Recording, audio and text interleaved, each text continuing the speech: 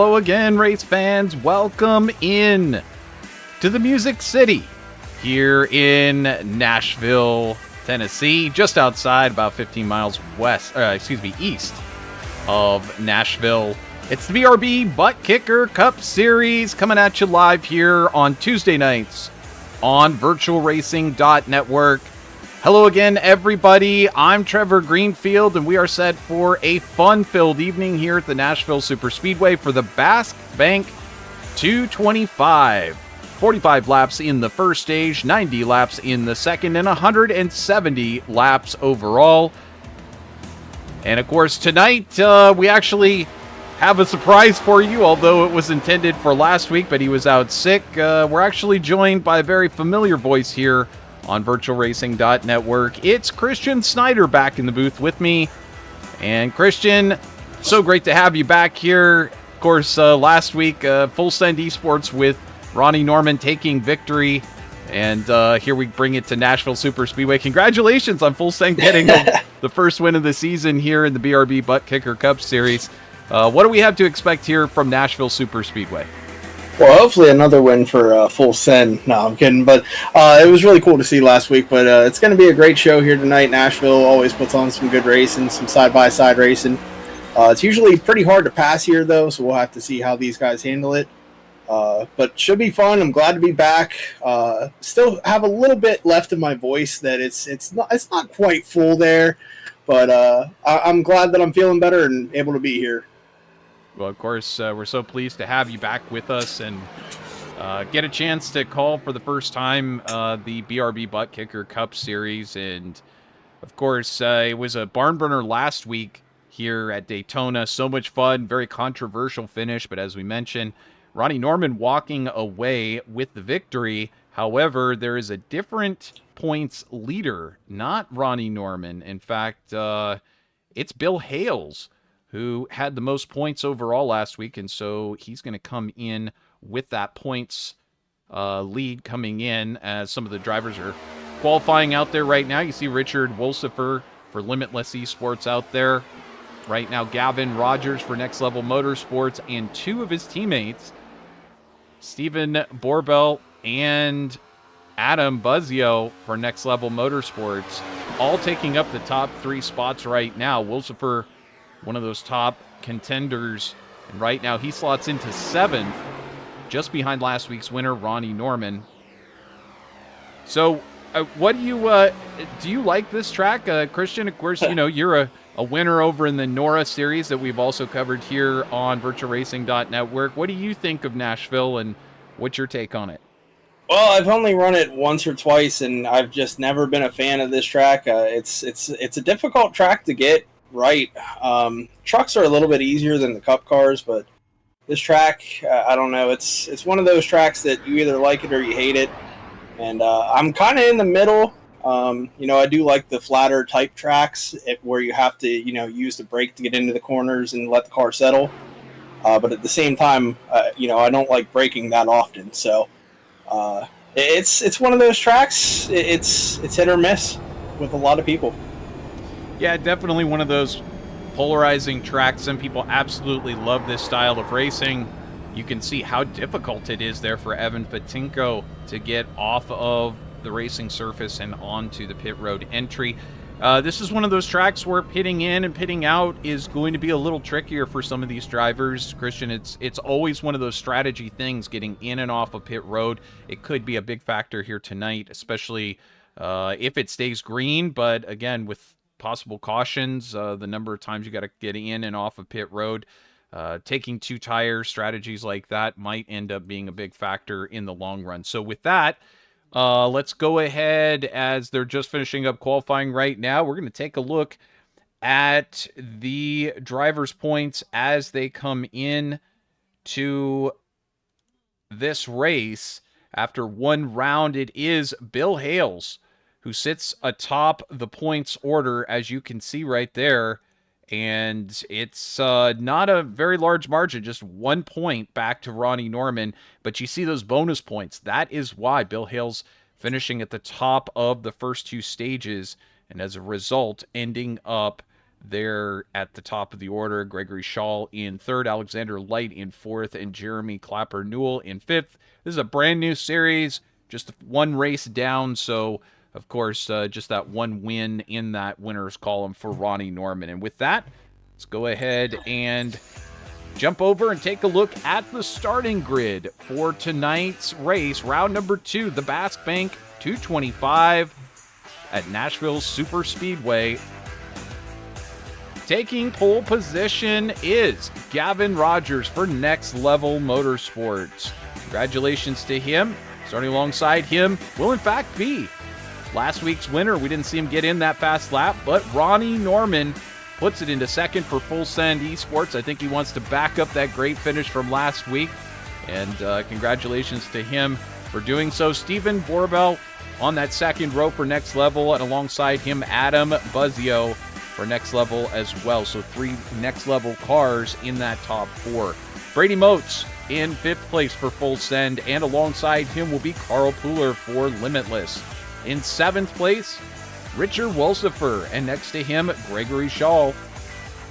In 9th will be Christopher Campbell, and alongside is Evan Patinko. Then you've got Zachary King for Spirit Racing, and also Evan is part of that Spirit squad. Ryan Reminick now making his start tonight in 12th place.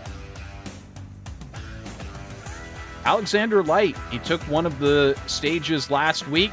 So you're going to see some success here tonight. He'll be starting in 13th alongside of Jared Hughes. Jeremy Clapper-Newell going to be starting in 15th. And alongside him, Bill Hales, who sits atop that leaderboard for the points. Mason Hausman in 17th. And next to him, Nicholas Renner. Eric Hauk going to be starting in 19th place.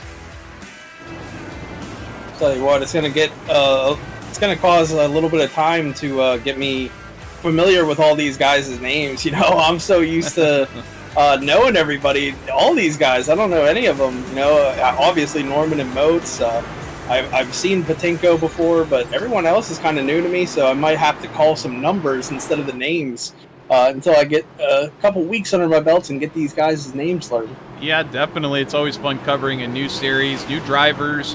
Of course, this series actually began kind of out of the ashes of another series that was out there, and Adam Buzzio taking up the reins to head this one up here at the BRB Buttkicker Cup Series. But great competition, great drivers, a nice mix of Toyotas and Fords and Chevys, and some great teams that have already formed up. And we get a whole season together, Christian, so it should be a lot of fun.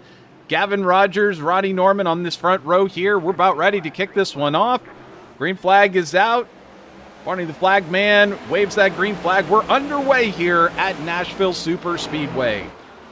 They were already 3 wide crossing the line. These guys want to make as many passes early as they can. Restarts are your best opportunity. You can see Ronnie Norman, he didn't get a good start. He already lost 3 positions there on the outside. Yeah, Ronnie definitely already losing a couple of spots. And again, last week proved that these guys very well knowledgeable about tire management. And you see Brady Motes swapping positions there with Ronnie Norman. So Brady now up a couple of spots. But we're going to see who's going to control this race. In fact, the guy who ended up winning, Ronnie Norman, he wasn't anywhere near the front 2 positions to take the victory in the first 2 stages of last week. And, of course, that was a totally different race. Daytona, wide open drafting here tonight. Everybody braking and coming down in speed for both corners. Christopher Campbell losing a couple of spots as Ryder Reminick now jumping up. So Reminick now up 2 spots so far. Looks like Zachary King now making his move forward. There you see Zachary in that number 51 machine for Spirit Racing. On the inside, bright yellow W car coming forward in a hurry right now. Back up to where he began the race there in 11th place. Gavin Rogers, though, doing what he needs to do out front in the 77 Ford. Just as you brought him up, I think that was King, the 51 car, getting sideways. He's losing a couple positions. He got loose off of turn 4, lost about 3 spots.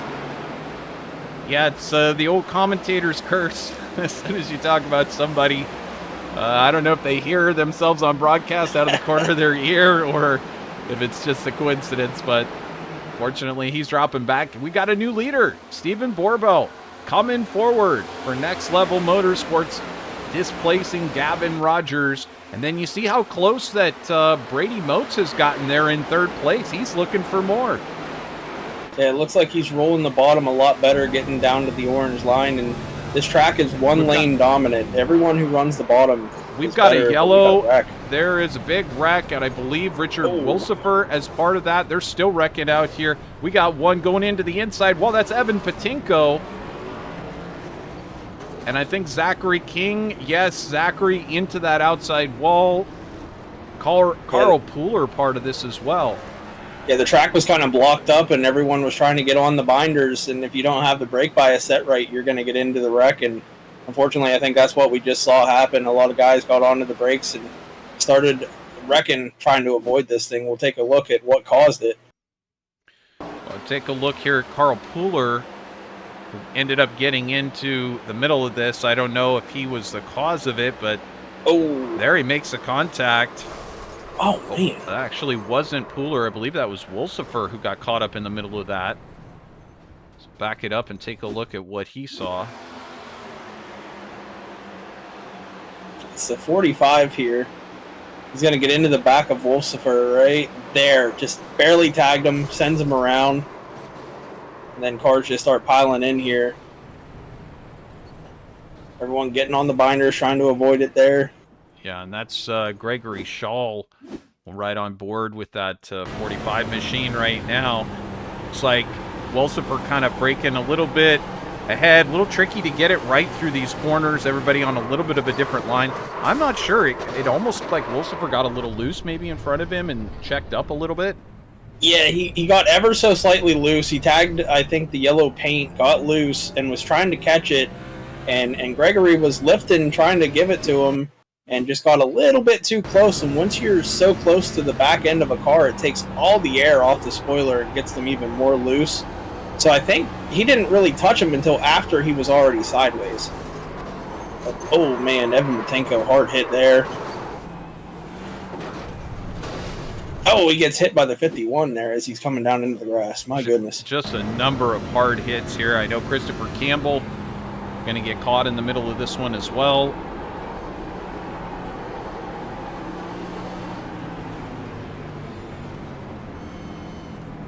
He manages to get it slowed down quite a great deal, but it's... Oh, yeah, he just couldn't. He tried to squeeze through there. There just wasn't enough room, unfortunately. And he committed to the outside. You got to give it to him. He thought that lane was open, and it just closed up right at the last second. He was definitely trying the Days of Thunder approach there, going to the outside and just hoping that the track would clear itself. Unfortunately, it did not, and as a result, he ended up making contact with both the wall and another vehicle there. So, as mentioned, this is the Bask Bank 225. So great to have them on board. And you might be saying, well, what is Bask Bank? Bask Bank, you can get yourself...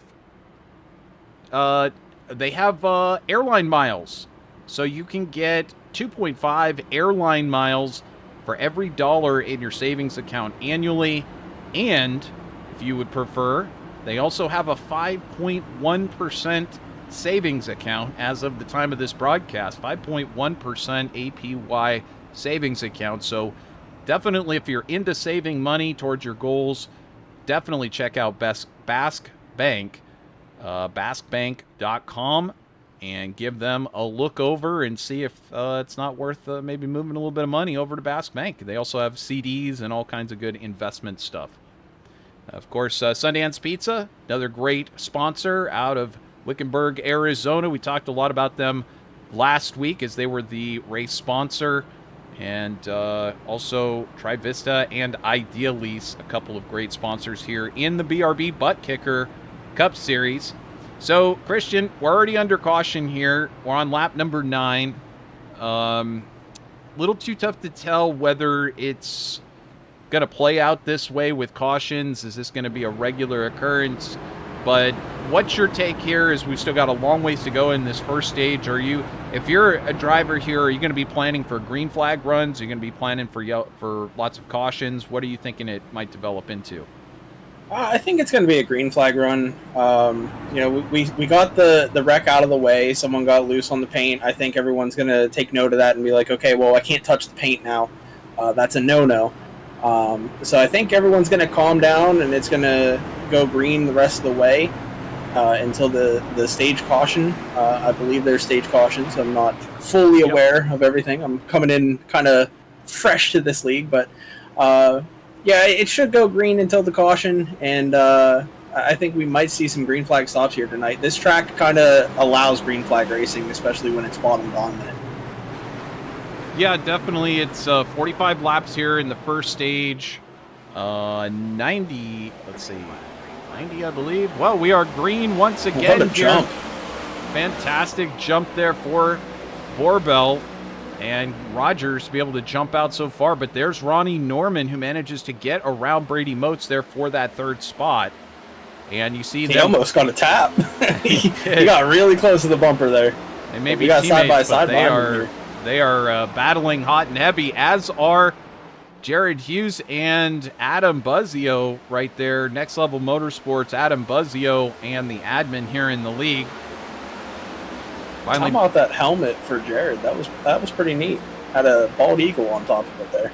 Yeah, definitely. Some people, of course, spending a lot of time getting into painting their helmets, getting their driving suits all correct, and certainly getting into the car liveries. Everybody with a custom livery out there, and I know you know something about that over at Snyder Graphics, doing a lot of the liveries over in the NORA Cup Series and some of them in the Icon Cup Series and in other leagues out there, Christian. But good-looking stuff throughout the field here. Here's Adam Buzzio finally back in the right number 5, with Ideal Lease on the car here tonight.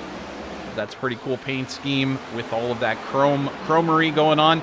And Stephen Borbell in the Bask Bank number 2 machine right there for Next Level Motorsports, getting in a good race for the title sponsor of tonight's race for Bask Bank. So putting them out there in front.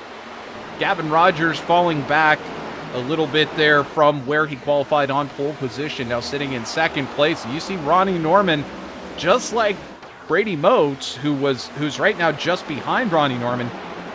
Ronnie starting to chip into these top 2 here for Next Level Motorsports. We may have a battle here on our hands for the top 2 positions. Yeah, I've raced with Ronnie for going on 12 years almost, so if there's one guy that knows how to save tires and go through the field, it's definitely Ronnie Norman here in the 32. Certainly, he's made his many presence known throughout the various NORA series. He's won many races. He's got his own fan club even. He does. In fact, we might even see Steven. He showed up last week, and it was great to have Steven Dombrowski out there talking to us once again in our YouTube chat room. Speaking of which, great to have everybody joining us over on YouTube, watching live coverage of the BRB Buttkicker Cup Series from Nashville Superspeedway. Always great to have a full house on hand to watch these live races, and it's a nice race that's forming up here. Tight group in the top 4 so far. Adam Buzzio not very far off there in 5th place. Jared Hughes holding on in 6th. Ryder Reminick all the way up. Jared Hughes up 8 positions so far.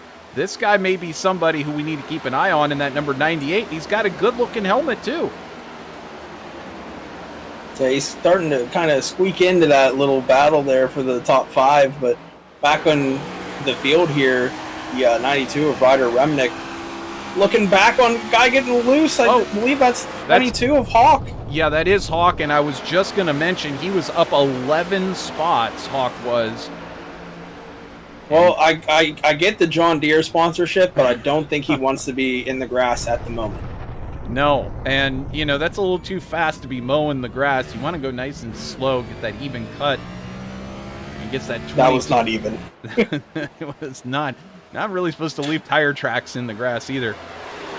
But he's got to be careful, because whenever you spin out like that and you go through the grass, you can't push the car too hard or you'll spin out again. Those tires are super cold now, so he's got to let them warm back up or else he's going to spin again. You can see he's going to drive hard into the corner. Hopefully he doesn't get loose here.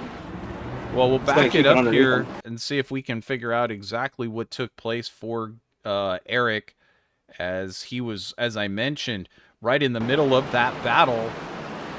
Looks like he's going to touch the paint there, get a little bit loose, and then gets help. And that's exactly what we saw before.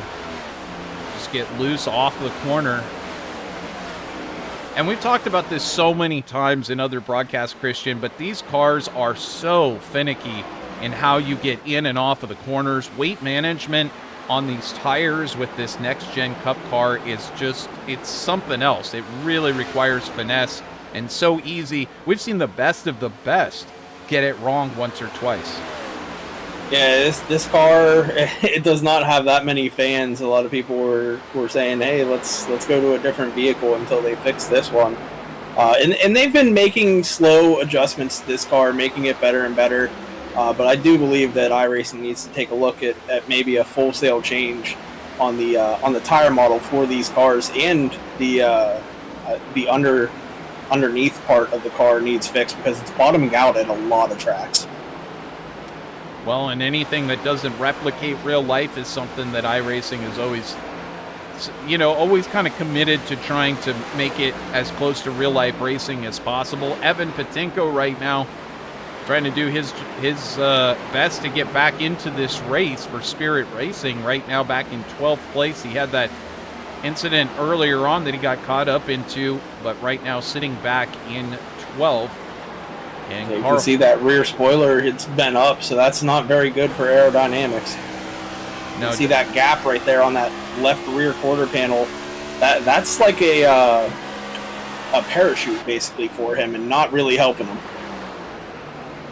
Yeah, at a track like this too, it's fast enough speeds that aerodynamics going to come into strong play, not just on the straightaways, but getting through the corners. And getting through the corners is such a big part of getting that speed down the straightaways. So, it's definitely a consideration. Side by side now for the lead, Gavin Rogers and Stephen Borbell.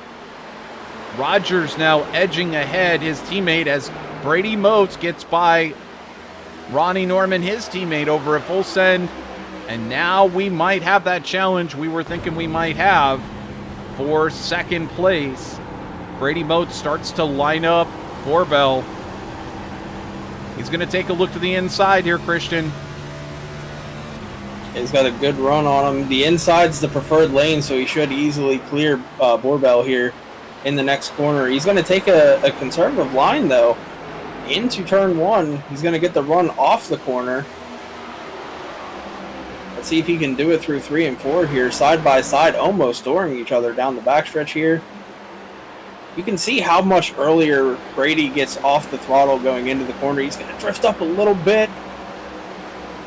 Dead even coming across the line here. He's still making the inside lane work, but this is going to burn up his tires the more he stays side by side with somebody. Well, and they stay side by side just behind. It's Ronnie Norman and Buzzio, who are side by side for a moment. Now they clear out, but Motes and Borbell still working side by side. That's allowing Gavin to gap the duo just a little bit. I'm wondering who's doing the most damage to their tires. Is it Motes trying to stick down on the inside? Is it Borbell on the outside? I definitely think it would be Motes on the inside. He's having to turn the wheel a lot more than that 2-car Borbell. You can see he's very smooth with the wheel being on the outside. I mean, he's getting into the throttle more, which is burning the rears up more. So you're going to see Steven in the long run get a little bit looser than everyone else because he's in the throttle more using that outside lane. But you can see Brady Motes uses that inside lane and gets by him here for second place. And now Norman, he's right there on the bumper of Borbell looking for third. The Bask Bank number 2 Ford now drops back into third. Norman senses there's blood in the water. Did you see Buzzio? He drove into that corner very deep, almost went the whole way up to the wall there. Indeed. I don't know if that's part of Diamond diamonding the corner, but there goes Ronnie Norman down on the low side of Stephen Borbell. And at the line, it's going to be Ronnie Norman, but they continue side by side down towards turn number 1. Tell you what, the shade has hit the track now. It looks like the lights are going to be coming on here any minute. It's getting pretty dark out there. That's going to change this track if the lights do come on and we go into the nighttime here. Yeah, definitely. It's one of those factors that could come into play, how dark it gets. I think we're going to still be able to stay under the regular lighting. It's just the regular sunlight. I think it's just the cloud cover that's come overhead. But now Buzzio gets ahead of Borbell. So Buzzio passes his teammate. And now we see the Ideal Lease number 5 move up into the top 5 solidly, up into 4th place. Meanwhile, what's going on in this lead group is Brady Moats closing in on Gavin Rogers. Well, that gap is now 1 second. So that just tells you how much that battle between Borbell and Moats cost Moats in his pursuit of Gavin Rogers and that lead. But Moats having a good time. I think, Moats has got to be inspired by last week's win from Ronnie Norman, who he knows very well. He's raced against many times. Brady's the type of guy who gets fired up for these races. Well, I if I'm not mistaken, he went winless in Nora this year, which was kind of surprising. He was always up front, always in the top 3. Even at road courses, he was doing amazing. He kind of showed off that he was good at road courses, and he didn't get into victory lane, which was shocking for us. Of course, there was a lot of surprises, a lot of surprise drivers that didn't win. But his time's coming, and maybe all it takes is coming over to a winning organization. Yeah, like Full Send. Of course, he's got access to dozens of gnomes who work behind the scenes day and night over at the shop in Pennsylvania, and certainly putting together the race cars, doing computer strategy stuff. Who knows what all that the gnomes do over there, but they do some good work, and he's got access to all of that. Of course, they use much smaller size tools than most regular mechanics do. Alexander Light right now, the number 54 machine, is on the move. He's up 5 positions right now into 8th, and he's got Ryder Reminick in his sights for 7th place. So is he... Oh, man. Wow. Oh, little contact there. Definitely some contact between these two. That's the product whenever it's a bottom dominant, track. This guy in front of him here, Remnick, he's just running that bottom, and the only way to move him off of it is just get into him a little bit, move him up the track. For sure. And Light takes a look on the inside. Is he going to play those games and use the chrome horn again? But what he's got to do is he's got to back up the corner. He's got to check up a lot earlier, let the car roll the center and get the run off the corner so that he can drive underneath him. You can see he's trying there, just doesn't get a good enough run off the exit there. And now you can see Remnick kind of pulling away from him down the front stretch. Well, as these two continue to try to figure it out, we've got about 10 laps left until the stage caution comes out. Right now it's Gavin Rogers in the top spot. Brady Moats about 2 seconds back at the moment. It looks like Brady's about to get passed here by Ronnie Norman, who's coming forward. Yeah, Ronnie in a position where he could take the points lead here tonight if he has a good enough performance. So he wants to get as many bonus points as he can, considering last week the win wasn't enough to be the points leader. He realizes that, so he realizes that the stage points are the most important thing. Certainly, and but being consistent. Of course, last week being high-speed drafting track, this week being a much different animal here at Nashville Superspeedway. Just being consistent week in and week out. That's how Ronnie did it over in the various Nora series. It's how he did it in Icon. And he was there until the very end in all of those series. And we've got the 45 a little bit slow up on the top of the track. That's Gregory Schall, who was involved in that incident a little bit earlier on. He's starting to get lapped into this field now, down about 2 laps to the rest of the field.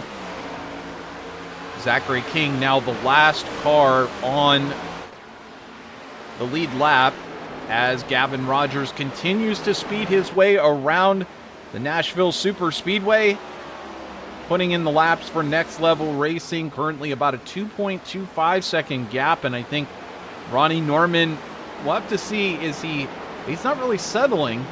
Right now, he and Gavin Rogers and Bill Hales, your points leader right now. Those are the 3 fastest cars, but Gavin Rogers and Ronnie Norman that time both doing 30.49 second laps. So basically putting in similar performance out there, and that gap is holding steady. Right now we got another side-by-side battle. This is back here for Bill Hales and Carl Pooler side-by-side. Hales in the 53 and Pooler up there in that 71. This is for an extra point for the stage, so every point matters. Because whenever the cutoff happens, it could come down to this pass right here. That's what I love about points racing. You just never know what point is going to help you secure a spot in the finals. You know? Absolutely, and that's why it's definitely worth finishing as high as you can in every stage, and that's what Bill Hales did last week.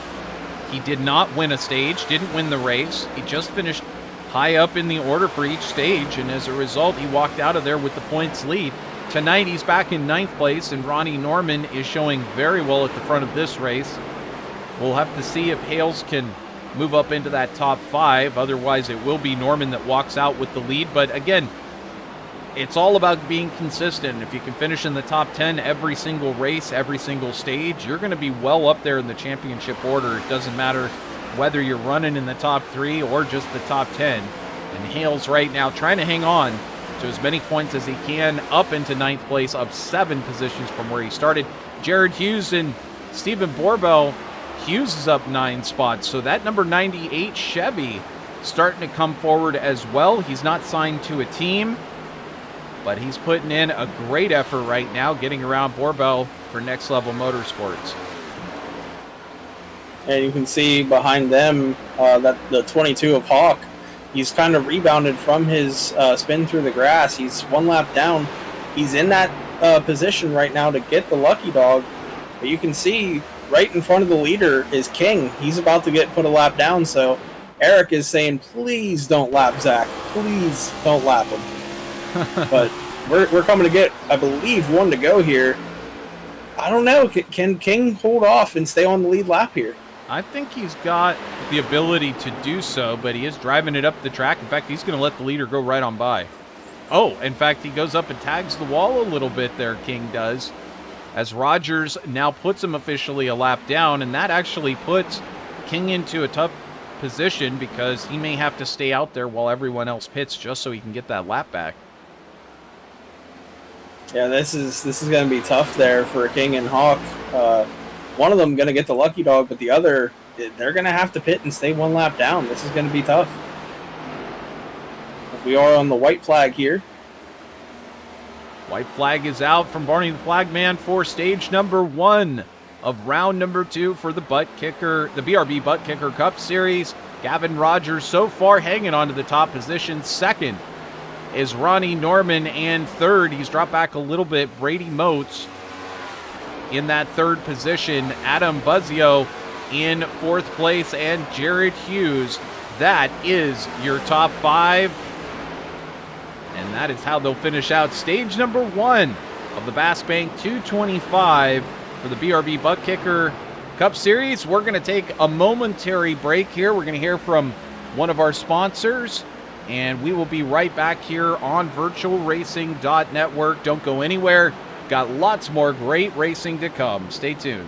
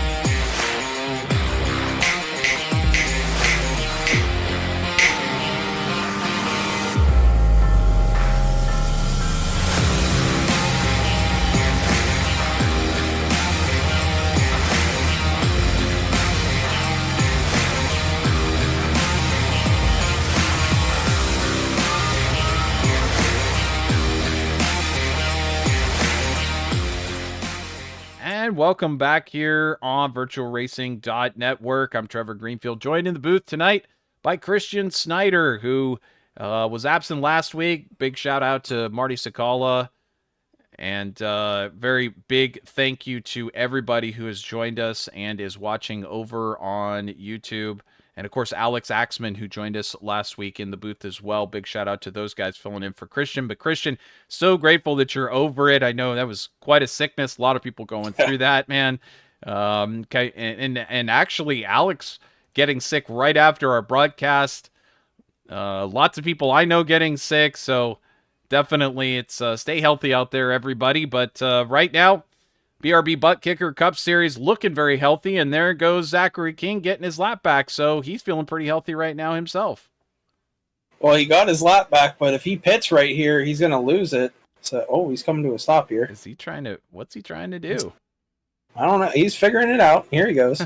Looks like quite a few drivers bringing it in behind him. But Gavin Rogers going to take back over the lead.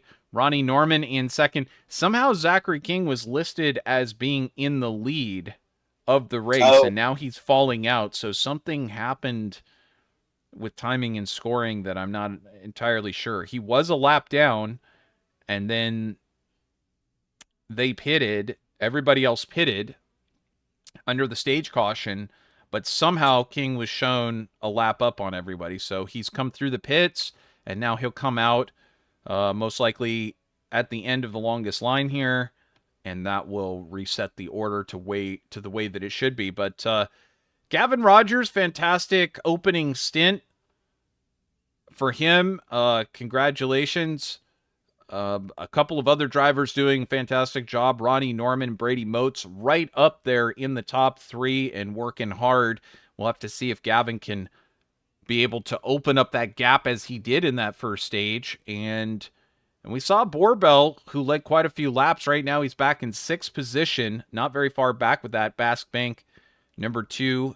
He's got the Dallas Cowboys on his helmet there, so pretty much know who his favorite NFL team is. But right now he's sitting back in sixth, so he'll have to work his way coming forward. Bill Hales, our points leader coming into the event, sitting right now in ninth place, up 7 positions. So he is doing some work to get forward, and we'll have to see whether Bill can hang on to a top position here tonight and stay in this points race as we head into our next round. You know, I gotta talk to Borbell about his choice in teams because Cowboys, man, I don't know how you can be a Cowboys fan. I hear you, and but then again, you know, as an NFL fan for quite a few years, I know you're a big fan of the Eagles. Absolutely, you had to suffer through a lot of years with the Eagles as well, so you certainly know what it means to suffer. I got one friend, a very older friend, and his team is and always has been the Chicago Bears, and that guy, he deserves some sort of prize for sticking with them for so many years. Yeah, you definitely deserve something. I mean, I couldn't imagine being a Bears fan. I imagine it was really exciting in the 80s, but pretty much ever since then, it's been a downhill ride for sure. Well, here we go. We've got Gavin Rogers, Ronnie Norman on this front row, about to restart. Green flag is in the hand of Barney the Flagman. He sees that front two, waves the flag. We're good to go again here for stage number 2.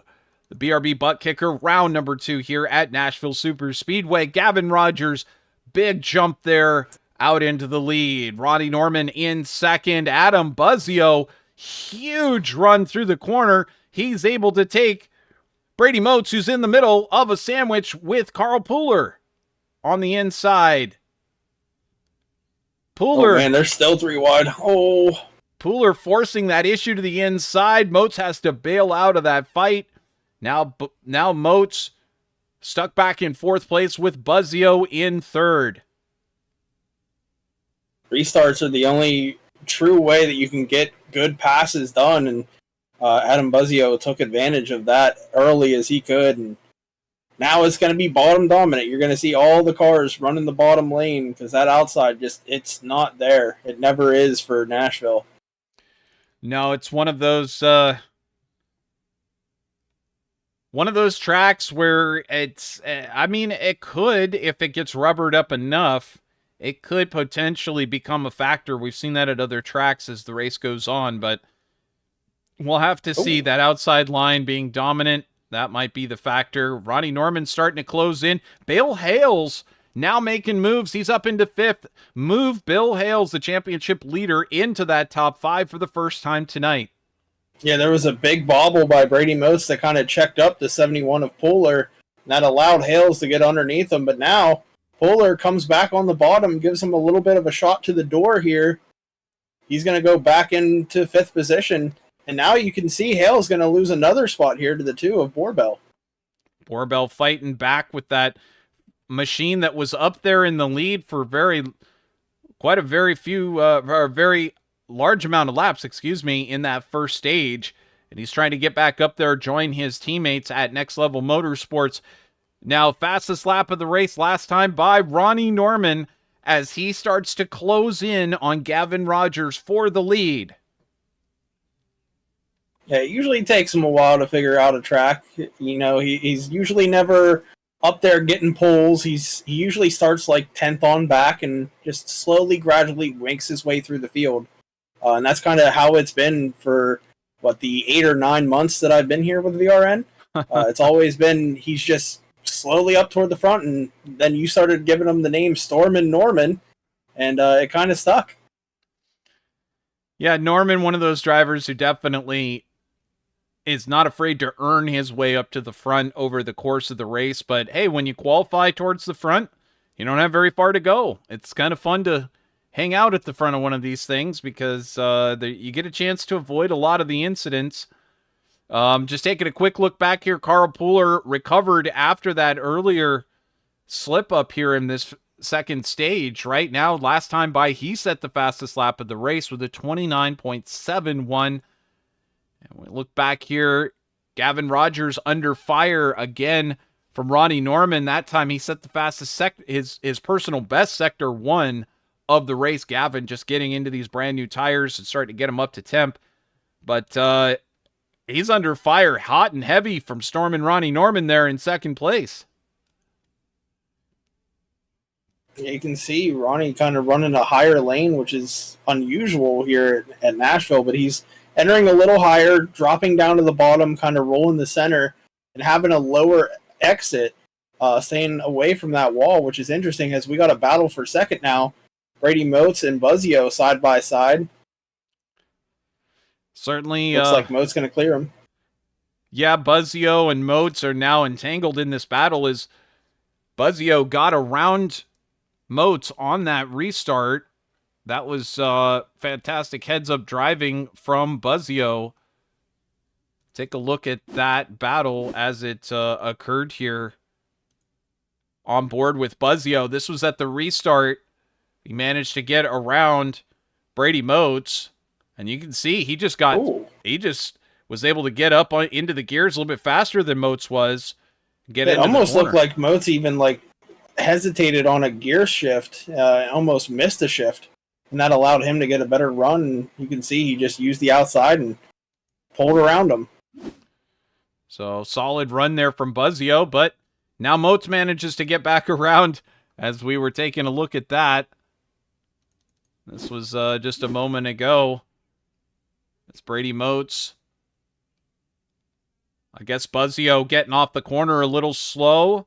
Gives that open door to Brady Motes, and Motes able to take advantage and drive that car underneath and able to pull off that pass. And right now, Motes able to gap just a little bit on Buzzio. Gavin Rogers still out in front over Ronnie Norman by the slimmest of margins. Motes in third, Buzzio in fourth, and Pooler in fifth place. Borbell up into sixth. Jared Hughes in that seventh spot. Alex Light in eighth. Bill Hales back to ninth, and Evan Patinko is your top 10. Okay, you can see Borbell. He's in sixth place after, I believe, leading a couple laps early. He kind of wore off his tires, but he's doing a better job this time of not pushing the car too hard. So we might see him up in the top 5 before this stage is over. very good possibility. As we're watching right now, Rogers able to hold down the lead, but Borbell, I think there's a little something extra that you get under the hood when you're carrying the race sponsor on board the car. I don't know. Maybe it's just a coincidence, but it seems like you get I always say, like, some good stickers on your car, add, extra tenth of a second or something, take off a tenth of a second, make you go a little bit faster. Certainly if you use Snyder Graphics to do your wraps, they have that ultra high tech, I believe they call it Gnome Tech, Gnome Tech wraps. It's super lightweight vinyl wraps made of space age gnome material. That's what they're doing with all those computers over there, figuring out how to get those extra tenths of a second. And as a result, you see Ronnie Norman and Brady Moats both employing the Gnome Tech to very high standards, able to get out there into second and third place for Full Send eSports. But good stuff here so far in the second stage. Gavin Rogers holding on well. Ronnie Norman sticking to his rear bumper. And Brady Moats not falling very far back. Right now, Adam Buzzio was up there challenging Moats. But it looks like Buzzio just does not have it over the course of the stage. And Moats certainly starting to take a little bit of the end of the stage. He starts to come into it a little bit more. Well, Moats was about a second and a half back on Norman about, I'd say, 6 or 7 laps ago, and he's already back up to his front or to his rear bumper. So I don't know if Moats is pushing it a little bit too hard too early, or if he saved up his stuff and is now, running better and catching these guys. You just never know, like, how much they saved early in the run. Well, and certainly everybody has different levels of experience. The iRacing numbers don't necessarily tell the tale of how much experience these guys have, but we've seen this as Moats now makes communication, I believe, with Ronnie Norman. Norman lets him go by. Moats feels like he's got the faster car to go up there and chase down Gavin Rogers. But, Christian, we've been watching Moats and Norman in Icon, in Nora. We watched in Trucks. We've watched in Cup. But these guys have now so much experience with managing these tires and the strategies over the runs.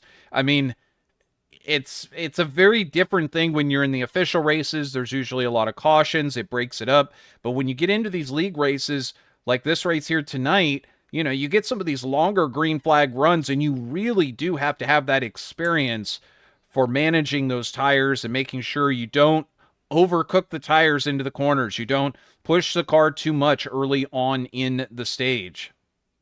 Yeah, the official races just don't do it justice on how much these tires matter.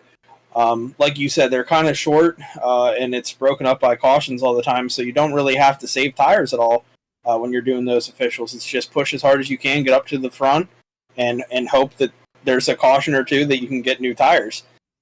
Whereas in league races, it typically goes long green flag runs that you have to conserve your tires, your fuel sometimes, and just learn that process. And the best way to learn is by doing these races and finding other leagues. And, I think this is like the probably 10th or 11th league that Ronnie has run this season. So he's getting his money's worth in many, many leagues. And we have a caution out on the speedway for Jeremy Clapper Newell. Yeah, definitely the experience is just, it can't be replaced. The fact that both of these guys just finished running in 2 very long seasons using these exact cars there's just no replacement for that for some of the drivers that are just coming into really driving in league racing and perhaps these cars. There we take a look at Jeremy Clapper Newell, who's the one who brings out the caution here. Oh. He had a lot of help there. He certainly did. Trying to figure out exactly who that was. Oh, man. Did you see the 51? He almost got into the 13 car there. That is the 32, I believe that's a 92 of... Yeah, I'm not getting names yet. I thought I had it. It was there. Well, it's not the 22. That's, I'm not 100% sure. That is the 92. Yeah, 92. So, was that Ryder Remnick? It is. Who got into him? I think Ryder... Yeah, I don't think it was intentional. I think he just had a later breaking point going into the corner, was running up on him, and didn't expect him to get off the gas as early as he did. We'll ride on board here, take a look at this. I think he tried to make that move down to the inside, and yeah, he didn't expect that, that's for sure. Yeah, that door closed very quick. It was open for a little bit, but it got closed, almost slammed shut, and he didn't have enough time to react and got into the back bumper of the 13 car there. This is what Clapper Newell saw. If you take a look at that rearview mirror, you'll see it did look like Remnick showed himself in the low side. Clapper Newell said, no, I still have this corner. And he came down to block a little bit, as you said. 51. Really, we'll watch this one from Zachary King's point of view. This is a brown pants moment here coming up. If you're Zachary King, you've already had a couple of close calls out there tonight. He's seeing some wrecking going on in front of him. He sees a piece of debris. Whoa, right by there. Very close by the accident scene. Yeah, that's when you key up on the radio. Hey, guys, we're going to need 4 tires, some fuel, and if you don't mind handing me a new pair of pants through the window, I think I need them. Why do I feel like Josh Conover is... He would be saying that for sure. But Bill Hales right now in the lead. He elected to not come in and pit. Ryder Remnick also did not pit. They both came in on lap number 47, and now this is lap... so everybody has come in now at this caution. So these two electing to stick it out on the older tires. And, of course, Hales, this is a big power move here. If he can get to the end of this stage and take the stage victory, this would be a lot of points to his favor. And, you know, he'll be able to pit with everyone else and maintain that track position. So this is a very interesting call from Hales. Do we think he can make it? He should be able to make it to the end of the stage. Yeah, he should easily make it to the end of the stage. But what this is going to do for him, if these guys have a limited number of tire sets, like I believe they do, this is going to save a set for a late caution if it comes out. They're going to have an extra set in the pits to put on and have those fresh tires to possibly make a run at the win late in this race. So this is a good strategy call here for these two. Yeah, so they get 5 sets of tires for this race. One obviously starting with the car, and then 4 in the pits. And right now, a lot of these drivers having taken 2 pit stops already, they would have already burned. Now, this would be their 3rd set of tires. That just leaves them 2 more to complete the race. So they then, you know, as you said, a lot of these drivers may be on old tires to start that final part of this race, and they may be able to take, you know, if there's a caution with maybe 8 or 10 laps to go, that would be perfect timing for the likes of Bill Hales or Ryder Remnick to come in, take those fresh tires, and be able to just kind of drive by everybody. But we'll see how it all works out. Still a lot more racing to go. Bill Hales going to be your leader here. Green flag is out. And it looks like Remnick got past there on the start. He's just kind of hanging out on the outside, not able to get going. Gavin. Yeah, it looks like he maybe missed a shift and kind of caused the outside lane to check up a lot. Then he blinked a little bit and scared everybody, but everything seems to have settled out. But now Rogers already looking for the lead on those old tires of Hales here. New tires of Rogers going right on by. There goes Gavin Rogers in the number 77 Ford back into the lead. Bill Hales' short tenure up there in the lead is now complete, but we'll see whether or not he can come back and challenge. In the meantime, still more racing back here side by side between Carl Pooler and Ronnie Norman. Looks like That's Alex Light in the 54 machine that wants to get into that battle as well. Norman able to just clear Carl Pooler, and now Norman settles into that 5th spot. And now you can see Brady Mote's going to work on Hales here. He knows he's got the fresher tires. He's just got to set them up at the right time, get by him. He's going to try looking low here through 1 and 2. Hales on the outside. Mote's going to possibly clear him. I think he's going to need another set of corners to officially make this pass. But now you see Norman. He's using this battle in front to get underneath Buzzio. He's going to try for 2 and 1 corner here. He does it. He's got it. So move Norman now back up into the 3rd spot. Full Send eSports taking up 2nd and 3rd with Buzzio now challenging once again. He puts it in to the corner on the low side of Ronnie Norman, and he says, hey, I ain't giving up that 3rd space yet.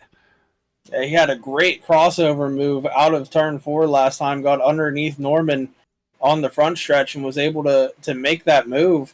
Now Norman trying to make the outside work and get the same type of run that Buzzio got the last lap here. Well, as the afternoon goes on here at Nashville Superspeedway, it begins to cool down. Track starts to heat up. Last time by fastest lap of the race by Gavin Rogers, 29.66. Brady Motes putting in his fastest personal best so far. So we've got these drivers starting to really put down some fast lap times as they begin to chase down this end of this 2nd stage, which will be coming up here on lap number 90. Right now, it is all Gavin Rogers at the front. Brady Motes now back a full 2nd on Gavin, as Gavin just puts in another fastest lap at 29.63. So this guy continues to lower that benchmark. There you see the purple time for Gavin. Does he do it again? No, he does not. A little bit slower this time, 29.74. Brady Motes now putting in a very competitive time, 29.76, but he's certainly not going to be able to chop into that lead of Gavin Rogers. Just putting down equivalent laps, and then you get back to Ronnie Norman, who has worked his way back into 3rd. He started in 2nd. Now he's in 3rd, chasing down his teammate Brady Motes. Here's Adam Buzzio in 4th, Carter Pooler in 5th, and now Alex Light in this 6th position, trying to find a way around Carl Pooler. I think that was the same story earlier. We saw Alex Light trying to get around that 71, got almost into his back bumper. So these guys have been battling for the majority of this race, and you can see Borbell still struggling. He was up front earlier. He's in 7th now, trying to get a rebound there in that number 2 car. Yeah, and Borbell knows he's got a lot of this race still to go, but he was up there in the front, and oh man, it did get a little loose on him there. He was wiggling. The Bask Bank, Texas Capital Bank machine number 2 there, wiggling around a little bit on this Nashville track. And you could see Jared Hughes behind also having a little bit of issues. Just getting that one straightened out. But you want to know where they ended up, the drivers that started at the front of this one. Well, Bill Hales had a much better start than Ryder Reminick did to restart this 2nd stage. But on those old tires, he is just no competition for those much faster brand new tires of the rest of the group. Right now back in 10th place, Ryder Reminick has also fallen back, now sitting in 11th. But again, on that different strategy, they're going to have that new set of tires when everyone else may not at the end of this race. So keep an eye on those drivers at the end of this one, and we'll see whether or not that tire strategy works out. Christopher Campbell back here in 12th. Eric Hawk doing a good job of battling back into this race. He's gotten back onto that lead lap, currently sitting in 13th place, and Zachary King, the last car on the lead lap, just trying to battle it out with Eric Hawk and make something happen here in the closing stages of the 2nd stage of the round number 2 for the BRB Buttkicker Cup Series. I've seen so many Dubby schemes lately. I don't know what that company is. I got to find out because I've seen them blowing up on iRacing through Trading Paints and a lot of people using that sponsor. I got to figure out what that is. Well, I just looked it up, and it appears to be an energy drink. Well, that's not surprising. Energy drinks are like one of the biggest sponsors for NASCAR, iRacing. So I have to check those out, see if I can find those in store. Yeah, I'm more of a fan of the Ghost Energy and the Raze Energy, but I might have to try out Dubby. Yeah, we all got our favorites. Last time I had an energy drink, I was pretty much addicted to those Monster no sugar Monster drinks, but that just shows how old school I am, and the fact that aligns with Kurt Busch probably takes me out of some people's fan lists. But hey. Like the stuff, and they've been sponsoring for a very long time, and that's certainly a cool part of watching racing for as long as we have. As you said, those energy drinks, they come in, they sponsor the sport, they put a lot of money into it, they pay driver salaries, and when tobacco left, and a lot they of left a big hole. They left a huge hole, and alcohol has kind of stuck around the sport a bit. But it's not as popular as it was before, and it certainly needed some stuff to fill it. And for a while, NASCAR was really hitting big with families and, bringing in detergent sponsors and things like that. But a lot of that has kind of waned. So, it's great to see that there's still some soft drinks, energy drinks, and other things that can fill the gap and continue to pay the bills. I did read an article that said that I think every team in Cup is actually losing money. Oh, man. So, well, it's all part of it. That's why it's important to get as much sponsorship as you can. And certainly, as sim racers, if you can even get a little bit of sponsorship money, makes a big difference. And we talked right on through that, but that was the stage caution for Gavin Rogers, who takes the second stage. That makes 2 for him here tonight. That's Gavin cleaning up the points at the top end of this one. So congratulations to him taking the Bask Bank 225, stage number 2. Brady Moats in second. He's taking a lot of points tonight. And Ronnie Norman right now adding to that points total. He very well may end up in the points lead at the end of tonight. Adam Buzzio, your series as admin and driving that Idea Lease car, one of the sponsors here in the series. He's running in 4th. Carl Pooler right there in 5th place. In the meantime, we're going to take a quick break here on VirtualRacing.Network. You won't want to go anywhere. We'll go side by side so you won't miss anything. And you get a chance to taste and see some of what you could taste over at Sundance Pizza in Wickenburg, Arizona.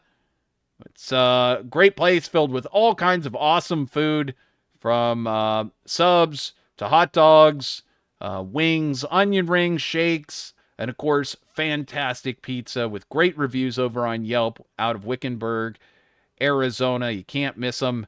And we're going to now give you a chance to see what you're missing if you're not already there. We'll be right back.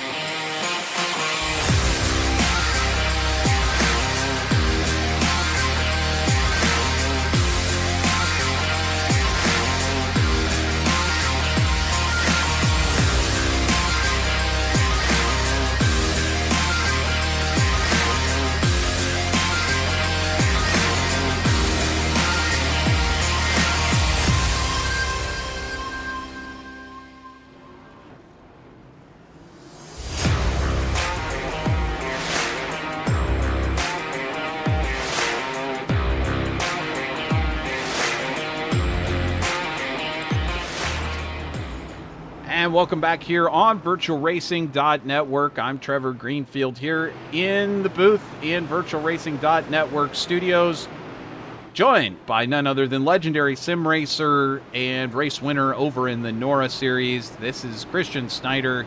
We've been enjoying a great race here tonight, but it's been, it's been kind of the same names at the top all night.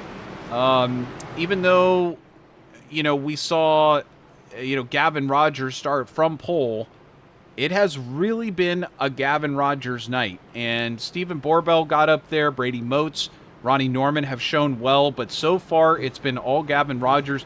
Question, Christian, can he be stopped? Is Gavin looking like he has any cracks to be stopped with? Is it going to take some strategy? What would you do if you're Brady or Ronnie or Adam at this point?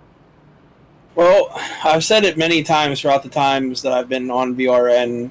The only way that you can beat somebody whenever they're dominating is do something different. You got to flip the script, try some type of strategy to get by them. If you don't think that you can get by them by pure speed, you got to do something with strategy. Or you got to hope that Gavin makes a mistake of his own. We've seen it so many times when the leader of a race is absolutely dominating and then ends up speeding in pit road, spinning out, getting into pit road, something to take themselves out of it. So as long as he is able to not make any mistakes from here on out, it's looking good for him. But we got to see who's willing to make those risky strategy calls to try to flip the script. Certainly, you want to take a gamble if you can, and sometimes you get that opportunity.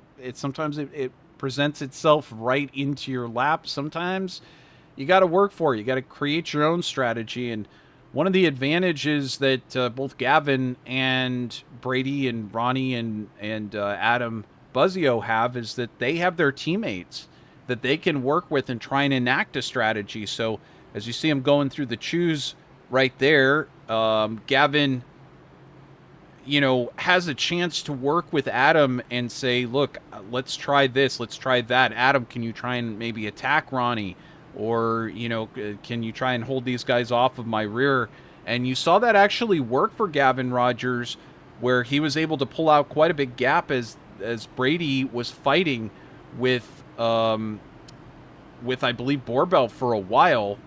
And that allowed Gavin to walk out to over a second lead. So now then Brady and Ronnie, they have a chance to work together as well and figure out exactly how they want to strategize and get around the next level motorsports teammates. But either way, I mean, you got to drive at pretty much 10/10ths out here, but then you also have to save tires because you got 75 laps to go here, and you're going to have to conserve tires a certain amount.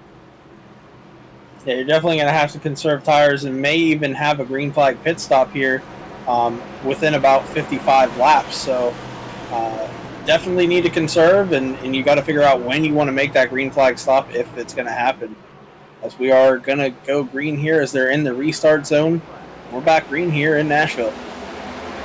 Green flag for the third and final stage of the BRB Buttkicker Cup Series, round number 2. The Bask Bank 225. Gavin Rogers easily out to the lead. Brady Moats in second. Ronnie Norman in third. Adam Buzzio in fourth. And Carl Pooler there in fifth. Now side by side between Pooler and Norman as Buzzio manages to squeak ahead. But now Buzzio is taken back a position as Norman works on that low line. He's able to possibly take that position, or are they going to stay side by side now back into turn number 1 and 2? Yeah, the inside's going to work a little bit better here in the early part. Buzzio's got to get down there. You can see he's going to block the 71, going to take that bottom so that he doesn't lose too many spots. On board with Pooler, he looks like he's got a really good run coming through 3 and 4. Is it too good of a run? No, he doesn't get loose. He does follow Buzzio right on by, or at least starts to go by. He dives down to the low side on Norman as Buzzio takes over that third spot from Ronnie Norman. It almost looked like Norman got into the wall. He was so slow on that front stretch. Maybe he had to back out of the throttle to keep out of the wall, but he definitely lost a ton of momentum. Almost lost 2 spots, only loses 1 there, as we see a little bit of smoke come out of someone's left side there. Yeah, we had Clapper Newell go off track here. Let's take a look at what happened. Oh, contact there. Let's see if there's some more. Kind of drives up into that 45. They make a bunch of contact. Does a little bit of hopping around. He does not have the John Deere paint scheme on there. And I was just going to mention, you know, he's got to talk to Hawk there and maybe see if he can get a sponsorship. Yeah, definitely. It comes with the mowing package, which makes it much easier to go over that grass. But right now, Brady Moats is in second place, and he's got Adam Buzzio all over the back end. And this is what I was talking about earlier. Buzzio, he may or may not be trying to go for this race win or stage win. Of course, they all are. But it may be just a lot of an attempt as a teammate to go up there and make a big challenge, while maybe Brady and Ronnie are saving their tires just a little bit. Go up there and challenge him, Adam is. And he's going to try to take the fight to the Full Send eSports driver teammates. Yeah, we've seen team orders come in play a lot over our time, and I think the biggest team that we've seen use that is Late Apex over in Nora. They just had the teamwork working so well. So many races they were 1, 2, 3, 4, and just absolutely dominating some tracks, especially the ones with drafting. So whenever you have teammates out there, it's so much more beneficial because they can do this and battle these guys and slow them down and help you in any way that they can. Yeah, the more friends that you've got out there, certainly on your own team, and the more you can plan and strategize and call in favors, the better off you are. Of course, all these drivers are racing in this championship against one another, so in the end, everybody's out there kind of to win their own championship. But Adam Buzzio right now doing a big favor to Gavin Rogers, trying to take some of that pressure off by running Ronnie Norman low on that track and forcing him to use up his tires and stay on that low line. Ronnie right now in fourth place and just trying to stay in this side-by-side battle with Adam Buzzio. So Buzzio still sticking in it. And in the meantime, Borbell there has now crept into this battle. It was Carl Pooler, but Borbell got by Pooler. And now Borbell, with that Bask Bank sponsorship, starting to creep back in to this top 5 battling. Yeah, I think earlier, we saw Norman just get the wall there. Earlier, I mentioned that Borbell was struggling to rebound. He was back in 8th or 9th place, and I said maybe he figured something out and he's going to be able to get back up to the top 5, save those tires, and sure enough, back into the top 5 for the number 2 car. Well, he's having a fantastic run tonight with that Bask Bank sponsorship on board for the evening. And of course, I've never seen 2 banks on one car. He's got Texas Capital Bank as well on that machine there too. I guess when you got a lot of money to move around, you know, you got lots of resources to do it. But Bask Bank with that 5.1% savings, that's pretty hefty. I was doing some math myself. If I just had an extra $1 million laying around, I wouldn't have to work for a living. That would be nice. That would be very nice. If anybody wants to donate an extra $1 million for that purpose, you can send it to Christian Snyder, care of VirtualRacing.Network. Stephen Borbell, though, doing a great job there in 5th. Carl Pooler in 6th. Jared Hughes up 7 positions into that 7th place. And Alex Light now sitting back here in 8th. He's closing in a little bit, but we've got a pass for the lead. This is Brady Moats. He's gotten underneath Gavin Rogers and now taken over the lead here at Nashville. Move Moats in his Toyota for Full Send eSports up into that top spot. Yeah, I was going to mention it earlier. It looked like Brady Moats had a better car in this middle part of the run. It looks like the early part, Rogers is there. Then Moats gets it toward the middle part of the run. But I'm thinking Rogers is going to have it in the long run. As you see, it looked like the 77 got a little bit loose, and that allowed Brady to capitalize. Gets underneath him here into turn 3 and clears him. What a power move right there. Absolutely power move by Brady, and very aware, as you know, very few drivers out there more up on the wheel than Brady Moats, and Ronnie Norman able to take advantage if something comes down the line. Ryan Patty, one of those drivers as well, part of the Full Send eSports team.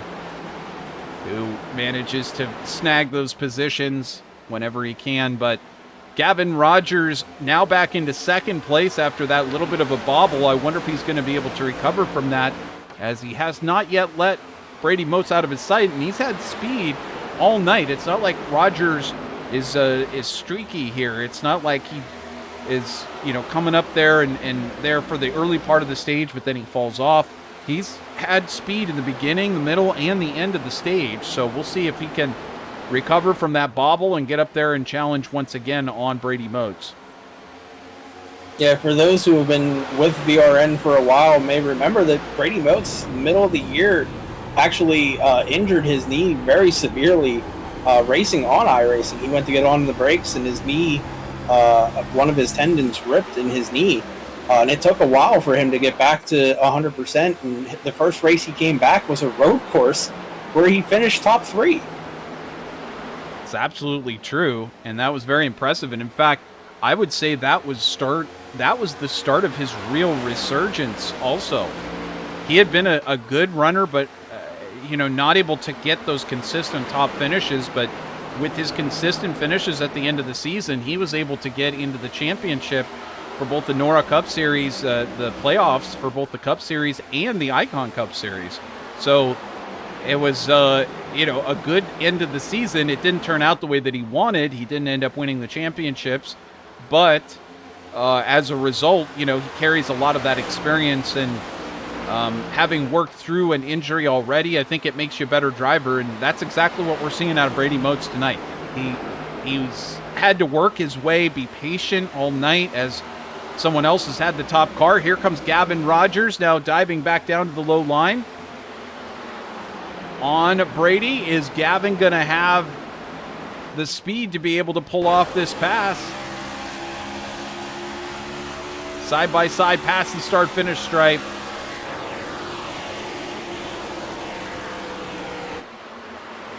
And Brady really making that outside lane work. You can see the rubber is up there, so he's making the best of it.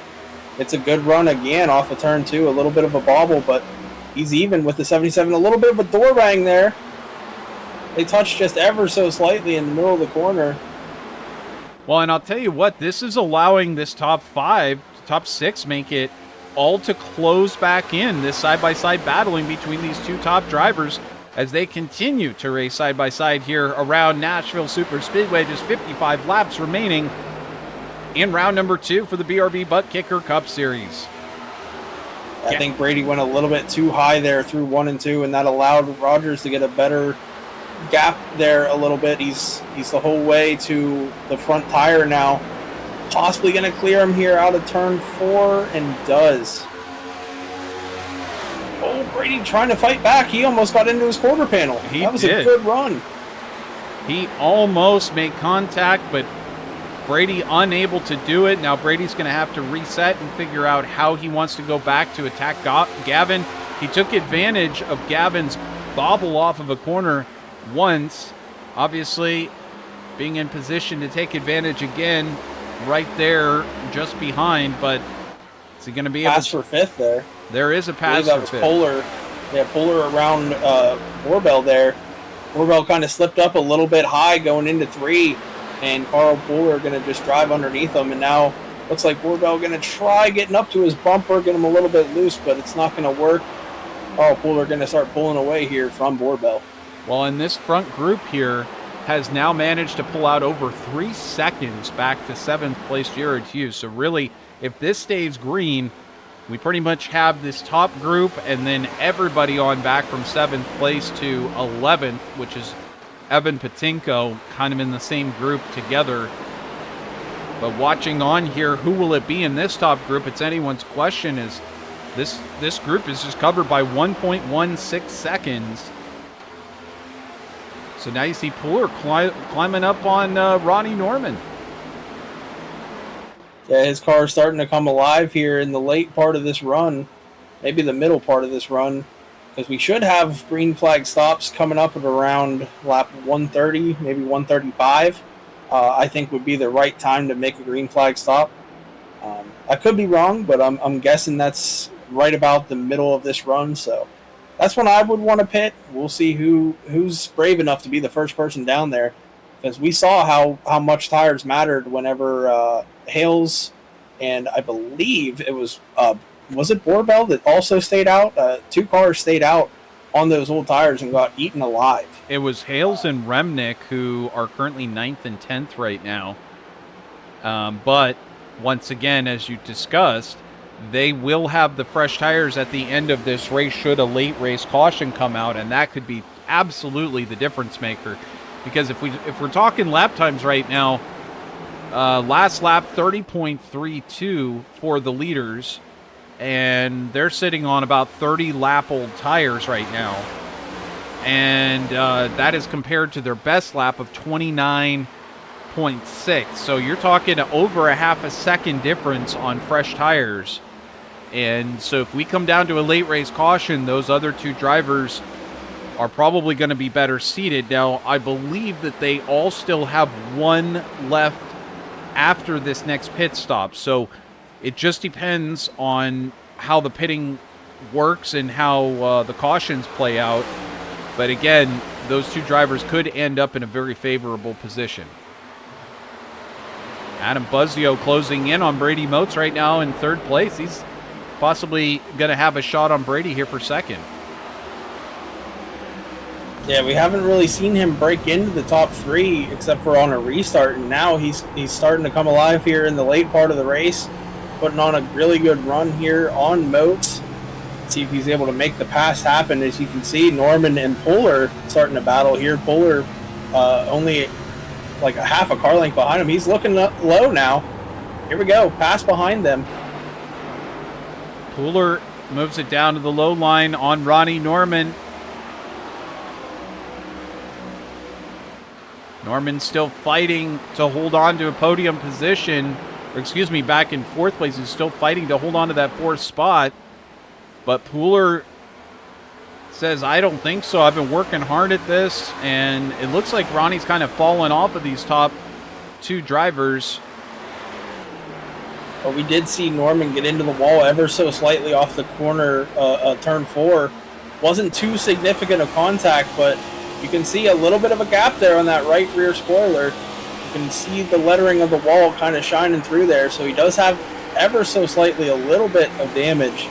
So if there's anybody that's going to want to pit early, get those fresh tires and use them to his advantage, I believe it would be this 32 of Ronnie Norman. And we still wait for those who want to bite and come in early. About 40 laps would be about when I would suspect they'd be coming in, 40 to 45 laps, and we're right in that ballpark right now. So I would say officially the pit window is open, but I don't think there's really too much advantage to undercutting everybody. It's tough to say. It is really tough to say because it does depend on where everything comes out. If you were to pit right now, you know, you would be upwards of a second faster a lap than the rest of the competition. And you would really need to have a caution come out at a very ideal time, you know, with about 20 laps to go or so, to save you from that tire crossover happening. But we'll have to see how this all plays out and when people choose to come in. I would say the safest bet is to stick out there, and if none of your competition is making any moves to come into the pits, then you really don't have to worry about it. Yeah, all it's going to take is that one person, though, within this top 6 to show their nose into the pits, and then everyone else is going to want to follow. As we see an issue for Brady Motes, possibly. It looks like he may be coming into the pits. He is. He's going to do what you talked about. He's going to do something different than everyone else. Here comes Brady Motes into the pits. Well, this is what you were talking about, Christian. You got to do something a little different. If you don't quite have the outright speed to beat everyone else, you got to do it. Also, Christopher Campbell deciding to bring his Toyota down into pit lane as well. Yeah, and he's working with those 2 guys from Full Send in an alliance. So I'm sure Brady was saying, "Hey, let's try pitting early. Let's try gaining some positions." I believe I saw some smoke over there in turn. I think that was 1 and 2, but Seems like everybody is straight. I think maybe it was someone blinking causing some smoke there. Definitely possible. So I'm not seeing any sort of notes in our software that tells us that someone's had an incident, but right now it's all Gavin Rogers. It's been all Gavin Rogers all night, except for a very exciting moment when Brady Moats managed to get up there and take the lead here in this third stage. It's been all Gavin Rogers in the third stage. Adam Buzzio, his teammate, has worked his way up into second place, and Buzzio qualified back in fourth, now up into second, giving that Idea Lease number 5 a great run. Currently, yeah, when I saw that sponsor, I was questioning if it's Idea Lease, Ideal Ease. I don't understand what it could be. There's a couple versions I was going through in my head. Now you got me questioning. Exactly. I thought it was a financial company. That's what I'm thinking, but it could be like Idea. Yeah, it's Lease. no. Well, it's a truck. It's a truck leasing company. So that's, and it's Ideal. So okay, I'm getting it. No, it's not. Well, it's a play on words for sure. Ideal Lease. I mean, that's as creative as you're going to get in the trucking industry. I mean, so I think that's. It was tripping me out a little bit. Well, what about Tri-Vista? That's 3 vistas. What does that even mean? Doesn't matter. They do what they do. They do a good job, and they sponsor Adam Buzzio and the BRB Buttkicker Cup Series, and that's all that matters. Wow, man. Little loose coming in off of that racing surface. The Idea Lease Tri-Vista number 5 starting to work his way down to take that round of pit stops, and certainly he would have been seeing the type of times that Brady Moats is already putting in. 29.91 compared to Ronnie Norman last time, 30.82. So we're talking almost a full second a lap faster for Brady Moats at the moment. And now you get Ronnie Norman pulling it down onto pit lane. Yeah, Rogers already making his stop as well. He's on his way out of the pits. We're going to see where that stacks up against Moats. Moats going to probably pass him here. Here he comes. He's right out of turn 2, right there in his mirror. Here he comes. Brady Moats to his outside. Moats gets him. Undercut strategy works by that much to take over that position. Yeah, but now Brady Moats is at a disadvantage because he's got 3-lap fresher tires behind him. So Moats just has to block the next few laps and wait for those tires to equal out. Yeah, it's going to be difficult. Gavin seems to know what he's doing behind the wheel, so we'll have to see how this plays out. But this is for the virtual lead of the race right now, as Alex Light is in the actual lead of the race, but he's yet to make his final stop. 35 laps remaining in round number 2 at Nashville Superspeedway. There's Gavin Rogers pulling it down on the low line, trying to get around Brady Moats. Well, it looks like Brady going to use a lap car as a pick here. He's going to go to the outside of that lap car, cause Rogers to check up. What an excellent move there by Brady Moats, utilizing the lap traffic. Absolutely terrific strategy call there to use the lap car as a pick, be able to work around the outside. Zach King in that W machine up there into second place, as Gavin Rogers and Brady Moats now take over the 3rd and 4th spots on the track. There's Moats still hanging onto the spot. He's on the outside, and now he's clear into 3rd place of the race at the moment, and the virtual lead of this race. See that track map there on the top of your screen. You can follow your favorite driver just by finding their initials. Yeah, Moats is trying to pass Light here to get onto the lead lap just in case a caution comes out. He's going to try going 3 wide with the leader. Oh, man. You can see Rogers goes way up to the top. They're 3 wide. Oh, my goodness. They split. The number 54 and immediately light pits. He said, nope, I'm good. Yeah. So Light deciding to pull it down. He says, this is not what I want to be involved in. I'm going to go ahead and take my pit stop. And that leaves Zachary King to take over the lead of this race, as he will do on this lap. So he'll get a lap in the record books of leading here in the BRB Buttkicker Cup Series. Yeah, and you got to believe right now he is absolutely praying for someone to have a mistake, have a caution come out, and make him the leader of this race, and go in and get some fresh tires and maybe fight these guys for a possible win here tonight. Definitely. We'll have to see if anything materializes in the next few laps, but otherwise he's going to have to take that pit stop and he'll lose that top spot. Brady Motes, Gavin Rogers, Adam Buzzio, and Richard Wolsifer. But Wolsifer also has not yet made that stop, so Carl Pooler will take over that position when Wolsifer has to stop. I'll tell you what, I've been watching the lap times, and the fastest Sector 2 time for a few laps in a row, Adam Buzzio, right now in the 4th spot on the track, and about 2 seconds back from Gavin Rogers as Zach King now makes his way onto pit lane from the lead. That will give up the spot to Brady Motes as he makes his way around.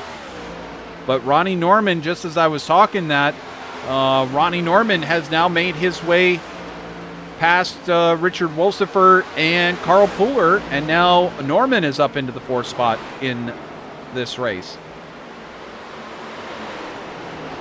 Yeah, he had a little bit of a slow stop, and he waited the longest, one of the longest, to go into the pits. So now he's got the freshest tires of these top 5. So maybe he can run down Brady Motes and Rogers and Buzzio, but I don't think he's going to have enough time with only 3 or 4 laps fresher tires.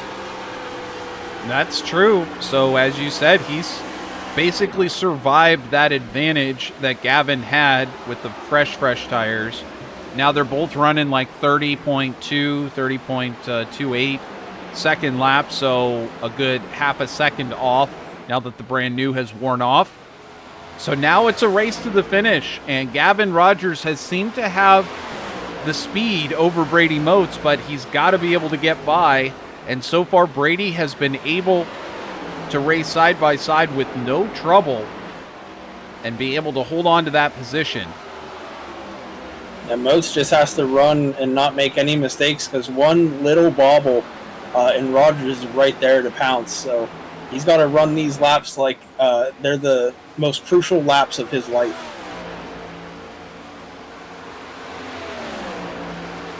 Just about a half a car length is the gap between Brady Motes and Gavin Rogers, with Adam Buzzio 1.2 seconds back. And there's Buzzio, who stares on those top 2 drivers, and I think he kind of secretly wants them to go side by side because that's going to allow him to close up even more. Ronnie Norman back there looking on, but here goes Gavin Rogers trying it again on the inside on Brady Motes, and the caution comes out, and Brady breathes a sigh of relief, and would you believe it, it's Carl Pooler who's had a problem here. He's been showing so well up into that top 5, and now something has happened to Pooler. It's down on the apron. Let's check this one out. He's racing side by side there with the 13 of Clapper Newell. Take a look at this one from overhead here. And it looks like Clapper Newell, who was a lap down, makes contact with the 71 of Pooler and sends him around. Was it the 71 that sent the 13 around earlier in this race? Because that could have been payback. It's possible. For those of you who can back it up, you certainly are able to find out. But let's take a look here from on board with Pooler, and this is what he saw from this incident. I don't know, that just looked weird. He gets on his bumper and just never lifts. He's still in it, and sends him around. That's interesting. Indeed. And now we'll take a All look we can do is speculate. from Clapper Newell's point of view. Yeah, listen to the RPMs here.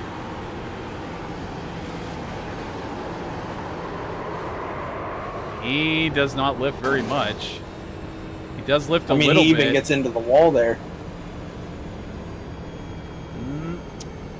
Tough to say. Well, yeah, we'll leave it up to the administration and see, what their thoughts are. But hey, the video proof is on there for our view. So there you go. We've been wrong before, Christian. And we have. It's not that's why I'm not saying anything. I'm gonna keep my opinion in my pocket. Well, while it's we're comfortable in the pocket. It's certainly doesn't get you into as much trouble if you keep it in the pocket, as we were Precisely. talking about. As we were talking about. Stay off the voice chat, everybody. It only does you trouble. Gavin Rogers is in the lead of this one, but what's happened to Brady Motes? You got me. Back to 7th place. And I'm trying to take a look. Yes, Brady has come into the pits under this caution. So that is your answer. He had a tire set left. He did. All these drivers actually did have a tire set left. But I think what that means is that Gavin is holding on to a tire set. Now, I don't know if this stays green until the end. This has got to work out in the favor of Brady Motes. You would think. And Ronnie Norman, his teammate Ronnie Norman, also coming into the pits, but Gavin and Adam deciding to stay out. I mean, there was already about a second a lap difference. I think the stabilization point is going to end up being somewhere around 10 laps in, but I mean, we are talking about, a difference of about 12 laps. Sorry, 14 laps between Brady Motes and Gavin Rogers, which is a pretty substantial margin. In any case, that's going to allow Brady, with 23 laps to go, to pretty much go and drive the wheels off the car. He's not going to have to conserve those tires very much at all. They'll start to come in about 3-4 laps, and he'll get about another 5 or 6 laps of really great laps under those tires. So, and then if a caution comes out, then the question is, does Gavin then pit for tires? I'm not so sure about this call from Gavin. He's gonna. This really leaves him exposed. If another caution comes out, I would want to stay out because track position is so important. And see, he's going to elect to take the outside lane, but I don't think you can pit now. You've kind of made your bed now with staying out here. You just got to stay out the rest of the race and hope that that there maybe is another caution and you can nail a restart. Because if this thing stays green, those new tires are going to kick in right around about 5 laps to go. Yeah, definitely is going to be a factor here. Now, Bill Hales, who is our points leader, currently sitting in 9th place right behind Brady Motes and Ronnie Norman. So, of course, he was able to take those fresh tires. And again, he and everyone else up to Brady Motes is going to be anxious to drive right through Alex Light, Jared Hughes, Evan Patinko, Steven Borbell, Adam Buzzio, and Gavin Rogers, all of whom did not take tires. So sets up a very interesting split strategy for the end of this one. Don't want to go anywhere. We got 22 fantastic laps of racing yet to come here on VirtualRacing.Network. Green flag is in the air from Barney the Flagman. And we are underway once again with just 21 laps to go in round number 2. Rogers. Again, a really good start for Rogers there. All of his teammates right behind him. 2 of his teammates in line. Now you see Brady Motes makes contact with the 54. Save it. He doesn't. That's a big one. Alex Light, Jared Hughes, Bill Hales. Ronnie Norman in this one, too. Ronnie Norman gets caught up, but he's still on the track. Yeah, our points leader and second place in points, both involved in this one. Wow. Well, And that all started with, I believe, Moats just drifted up the track a little bit and got into Alexander Light. Well, I'm going to take a look at this. This says... So we'll have to jump overhead. You can walk us through this a little bit easier. I'll take us through slow-mo here. You can see Moats with the fresh tires is having an amazing run into the corner here. A little bit of contact there behind them between Norman and the 71. Sends the 71 up the track. But right here you can see Moats starts drifting up the track. Gets into the door of the 54 ever so slightly. Gets him loose. Tries saving it. And I think it just snaps back on him right here to the left. But then the 53 gets into the 98 of Jared Hughes. Sends him down. Oh. And you can see above them, the 54 gets into the 32 of Ronnie Norman. And then it stacks up from there. Yeah, Pooler now gets into 2 incidents, grabbing Zachary King there on the inside, and Ronnie Norman taking a monster hit there in the middle of this one. Let's go ahead and take a look at how this all unfolded from Brady Moat's point of view, who now finds himself in the lead of this race as Gavin Rogers, Ronnie Norman, Bill Hales, many drivers coming into the pits. But this is what Brady saw on this start. So help us to understand exactly what went on. And those tires were just king as Moats got a fantastic restart, goes right underneath the 98 of Jared Hughes. And he's going to try to take 2 or 3 positions here in the first couple of corners. He just slides up on the 54. And as a result, calamity ensues behind. I'm going to take a look one more time here. This is what Jared Hughes saw up in front of him.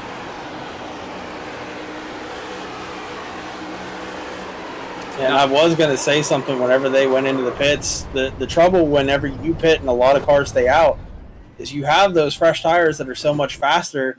It can cause issues. And sure enough, here it is. He had such a good run that he kind of overdrove the car a little bit, gets into Alexander Light, and thought he was going to save it there for a second, but calamity started happening behind him. One more look at this one, this time from Ronnie's point of view.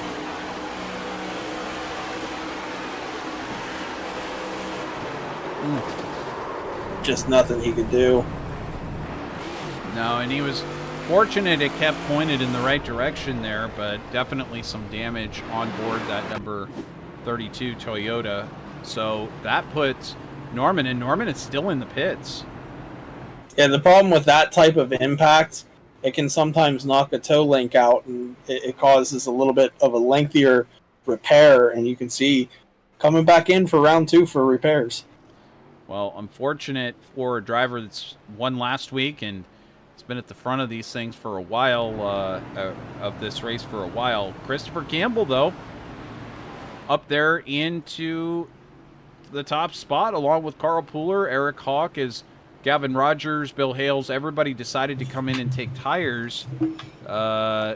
Campbell, Pooler, and Hawk have decided to stay out there. So how about that for Hawk, who had that earlier incident where he ended up going through the grass and the yellow flag did not come out, and he's had to recover from that earlier incident. Not only did he stay on the lead lap, but here he is up in the top 3. Now, 17 laps, he's going to have to make it with everyone else having slightly newer tires, but congratulations to the only 2 international drivers in the field here tonight, but to Canadian Eric Hawk, who's doing a good job with his John Deere out there.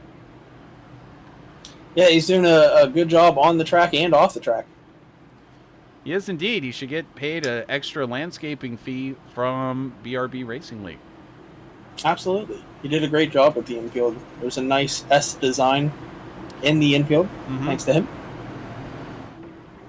Yes, indeed. If he could just have made it a B. If he made it like, say, BRB or something, some Ricky Bobby level talent of designing stuff in the infield.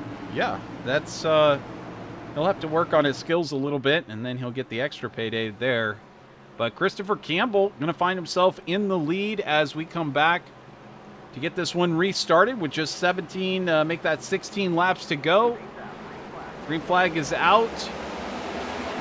Campbell with a good run.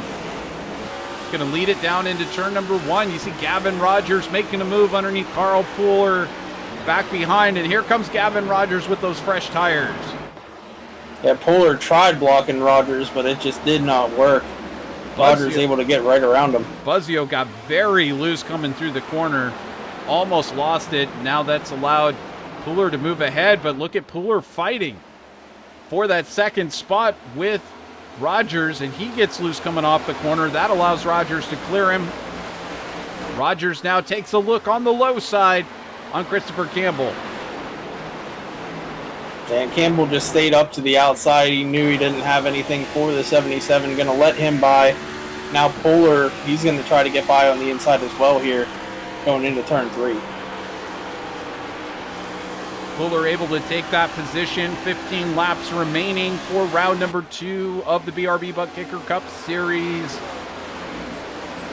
We're seeing some drivers still exchanging positions back here. Adam Buzzio getting close. Now he's going to take a look down to the low side on Christopher Campbell as well. Buzzio going to move up into that top 3. We've got one around, it sounds like. We've got a yellow flag. I believe that's the 22, it's possibly? Moats. It's Brady Moats. And Remnick. There's Remnick right there. I even note that Brady Moats went off track, so we're going to have to go back and take a look at this one.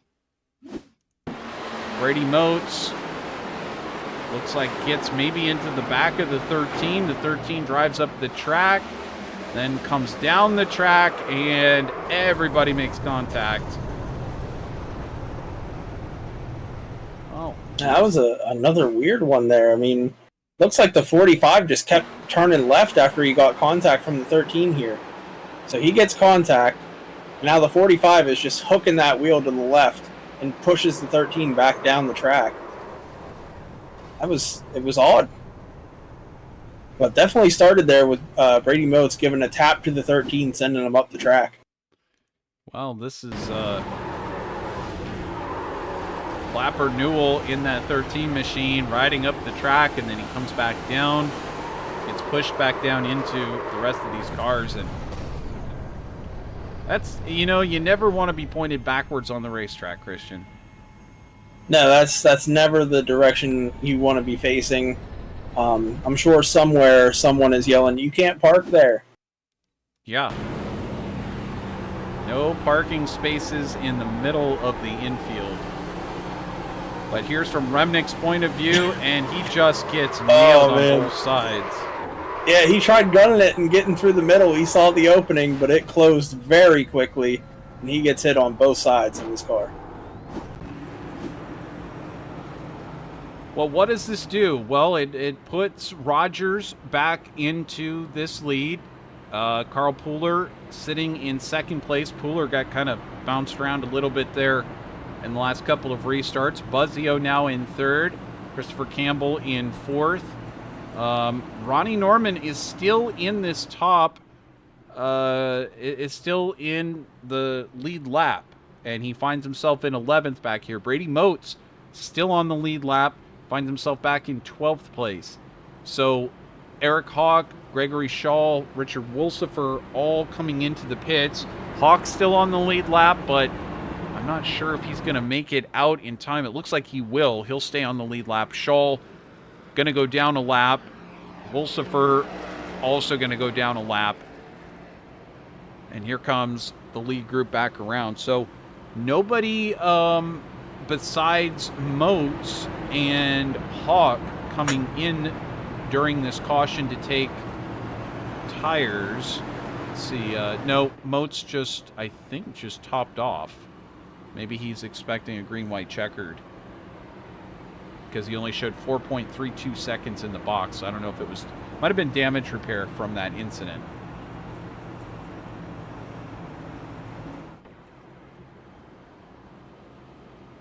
But up at the front, Gavin Rogers, he's been in charge all night tonight for Next Level Motorsports. He's done a fantastic job of representing the team, but also representing himself at one of these tricky tracks that kind of drives like a really, really big Dover. And right now, Carl Pooler sitting in second. This is the best that he has been positioned for one of these restarts all night for Limitless eSports. Adam Buzzio in third, Christopher Campbell in fourth, and Bill Hales now up into that top 5.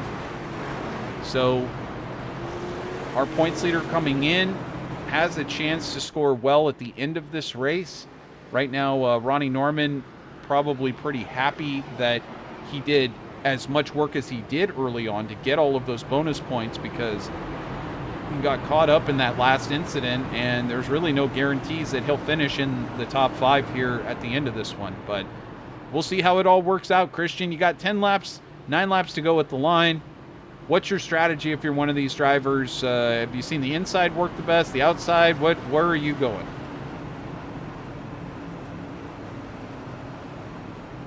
And I think Christian might be having a little bit of an issue, but we'll try to get him back here soon.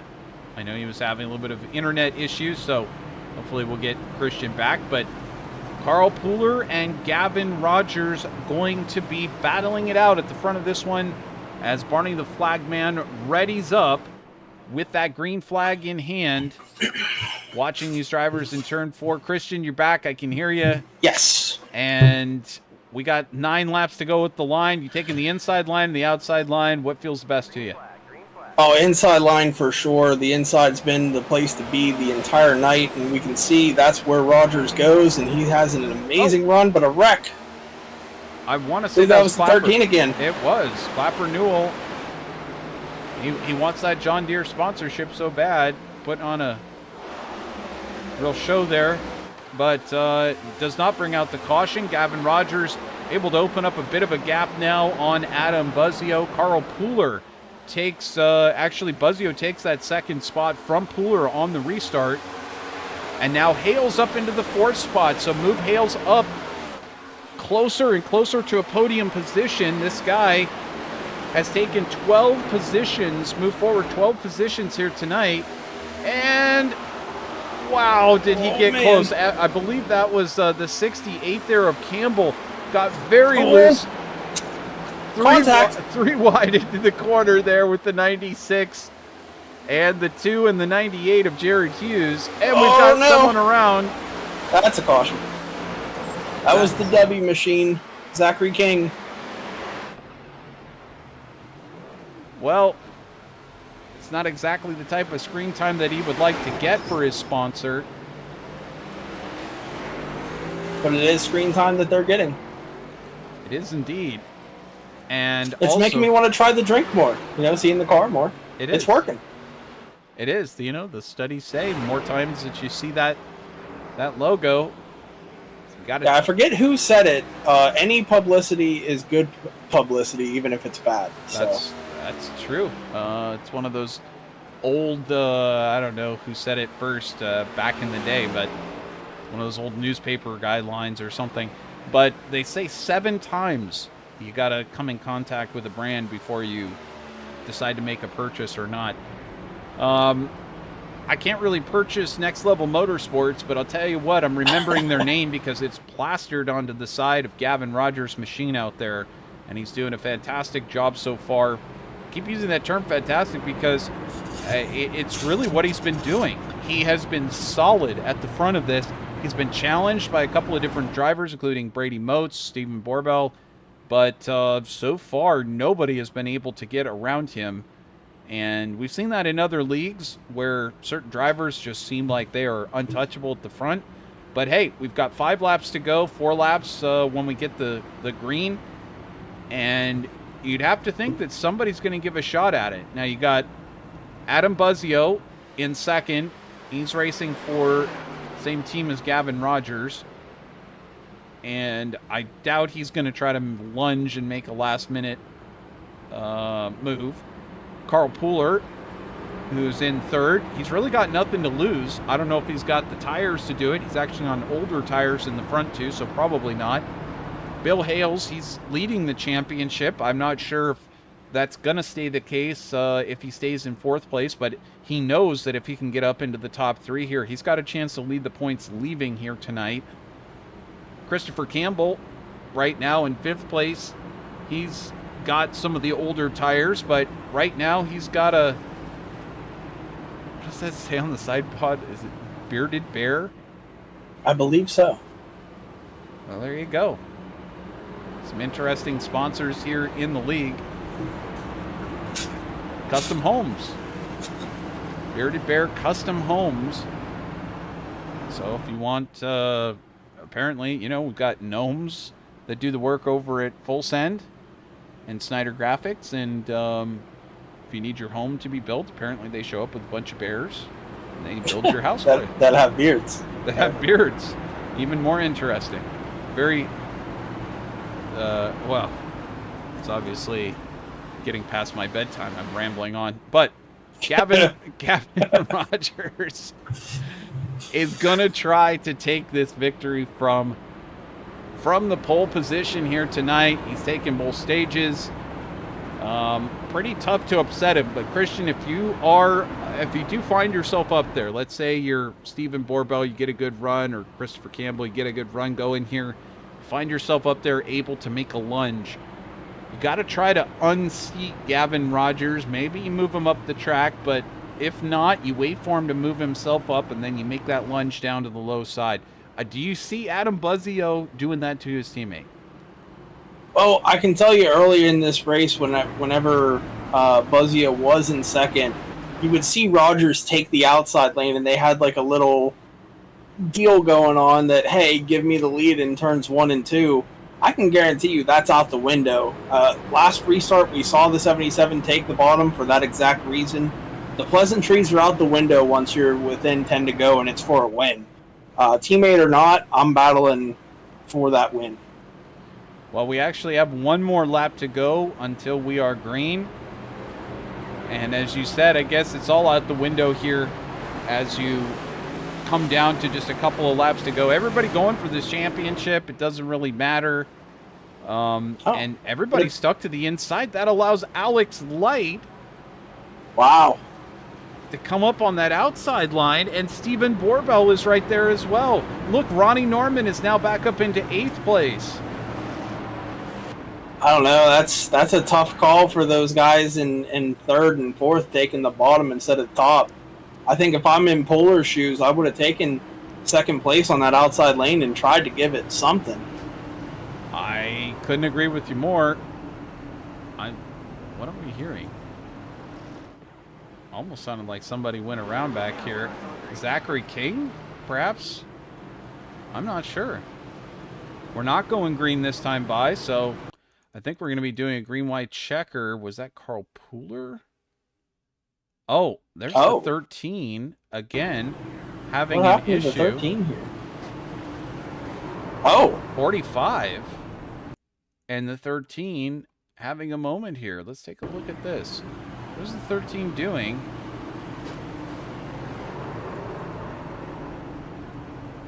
Christian? Any thoughts on this one? I mean, the 45 did turn down on the 13 last caution here. And I don't know, maybe the 13 goes to swerve low, like he chose the bottom. I think that's what happened. I think the 13 chose the bottom, went to go down, and the 45 wasn't aware that that's where he needed to be, and contact was made, and there you go. Well, a little bit of a delay, but we're still going to go green this time by. Yeah, going to be a green-white checkered now. Yes, it will. 2 laps, and you'll have to survive the first lap in order for this one to be official. So if there is a caution, we'll repeat the procedure, but if there is no caution, and we get that white flag and the leader crosses that start-finish stripe, it is on to the finish. So was this a mistake for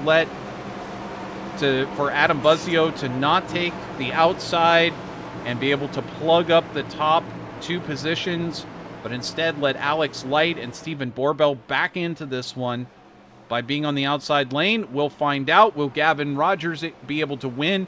Can Ronnie Norman or Bill Hales send it from way back there? We'll find out.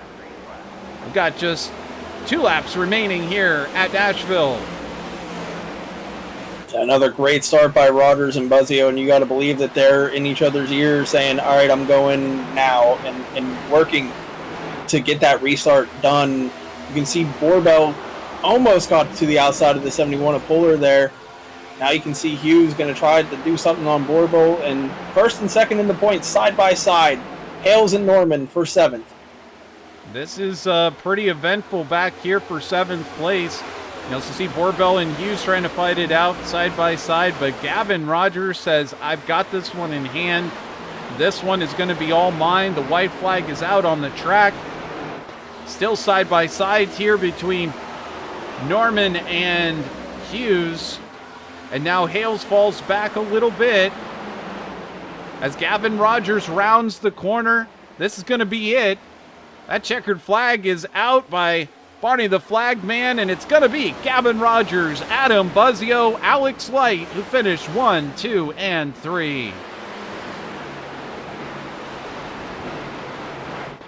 Yeah, Alex Light was kind of handed that 3rd place finish by getting on that outside lane. Really good job for that 54 going up there and getting that position. He was, and, you know, a couple of interesting things. Gavin Rogers set the best lap of the race on that very final lap. So talk about going out in style. Oh, man. Looks like one of the... He went to congratulate him and turned him. The Light celebrates here by turning that next level motorsports machine. I tell you what, owners aren't too happy when you're celebrating and you wreck the car. He smacked the wall there with that left rear. It's something you would know about, but all that prize money to follow here at Nashville. We're going to wipe the board here, get the final results up there for you, and then we will be back with the chat with your top 3 in the Bask Bank Victory Circle discussion. Exciting stuff here at Nashville Superspeedway. You won't want to miss it. Stay tuned on VirtualRacing.Network.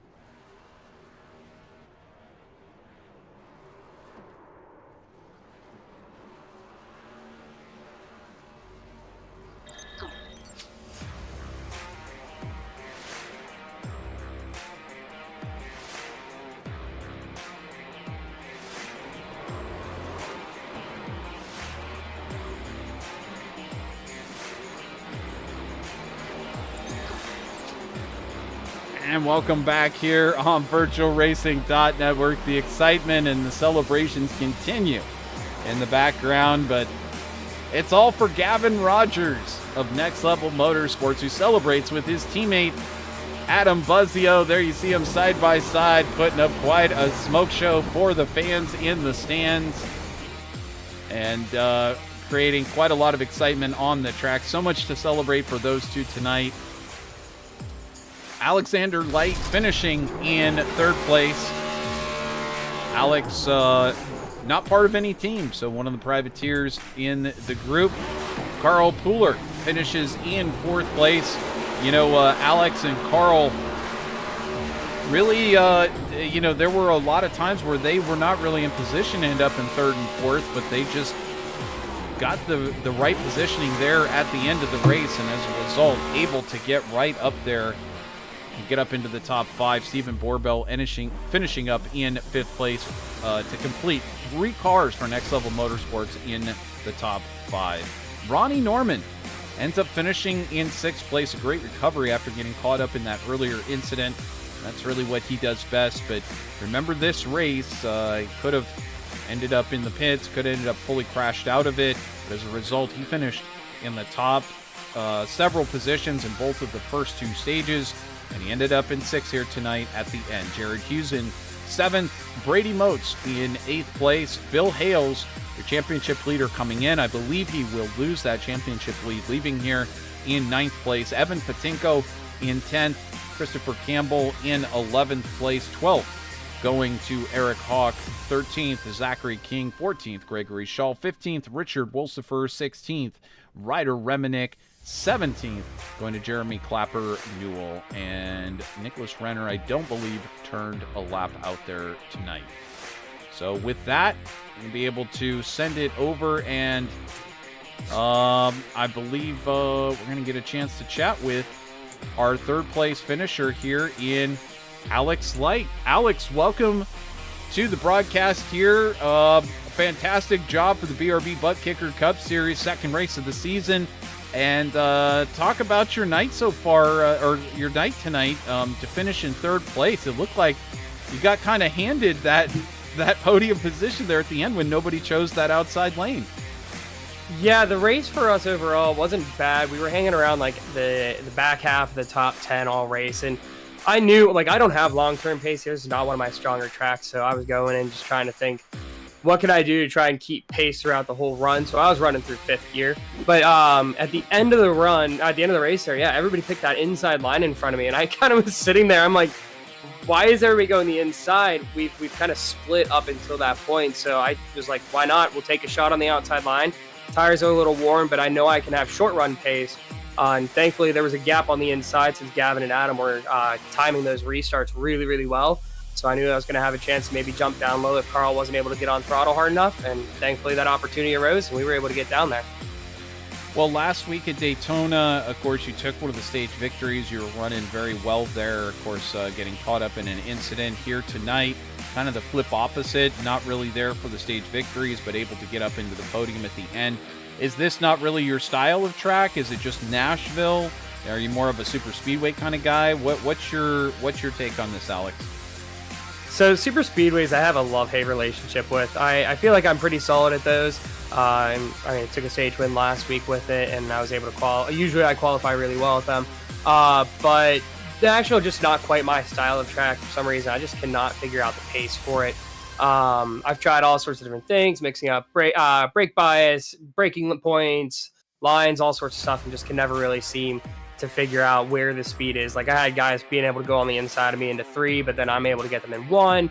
So it was just kind of like a mixed bag of things for me, but we'll see how I do at the other intermediate tracks throughout the season. Yeah, and definitely a nice mix of different tracks coming up throughout the rest of the season. Now, of course, you're not part of any one of these teams. Are you working with any teams sort of unofficially? Are you staying in communication with anybody, or is it literally just you making all the decisions? And what's your take on the rest of the tracks this season? Do you have a favorite that you're eyeing? Well, I'm actually a part of Racing Ace Motorsports. So I've been working with that team, which I've been working with Greg for quite some time, but we brought Eric in for the season as well as Jeff. Jeff, unfortunately, not able to be here tonight. But kind of like take a look throughout the season. There's a couple tracks that kind of have my eye. Like I enjoy racing the road tracks. I've done a lot of road racing lately. Bristol's another one that I really enjoy, so we'll see how I do there. Auto Club, kind of hit or miss for me, but I also enjoy Auto Club as well. Anybody you'd like to give a thanks or a shout out to before we turn over to second place? Yeah, I'd like to give a huge shout out to our sponsors, Reve, Get Wet Sports, and SimWrap Market.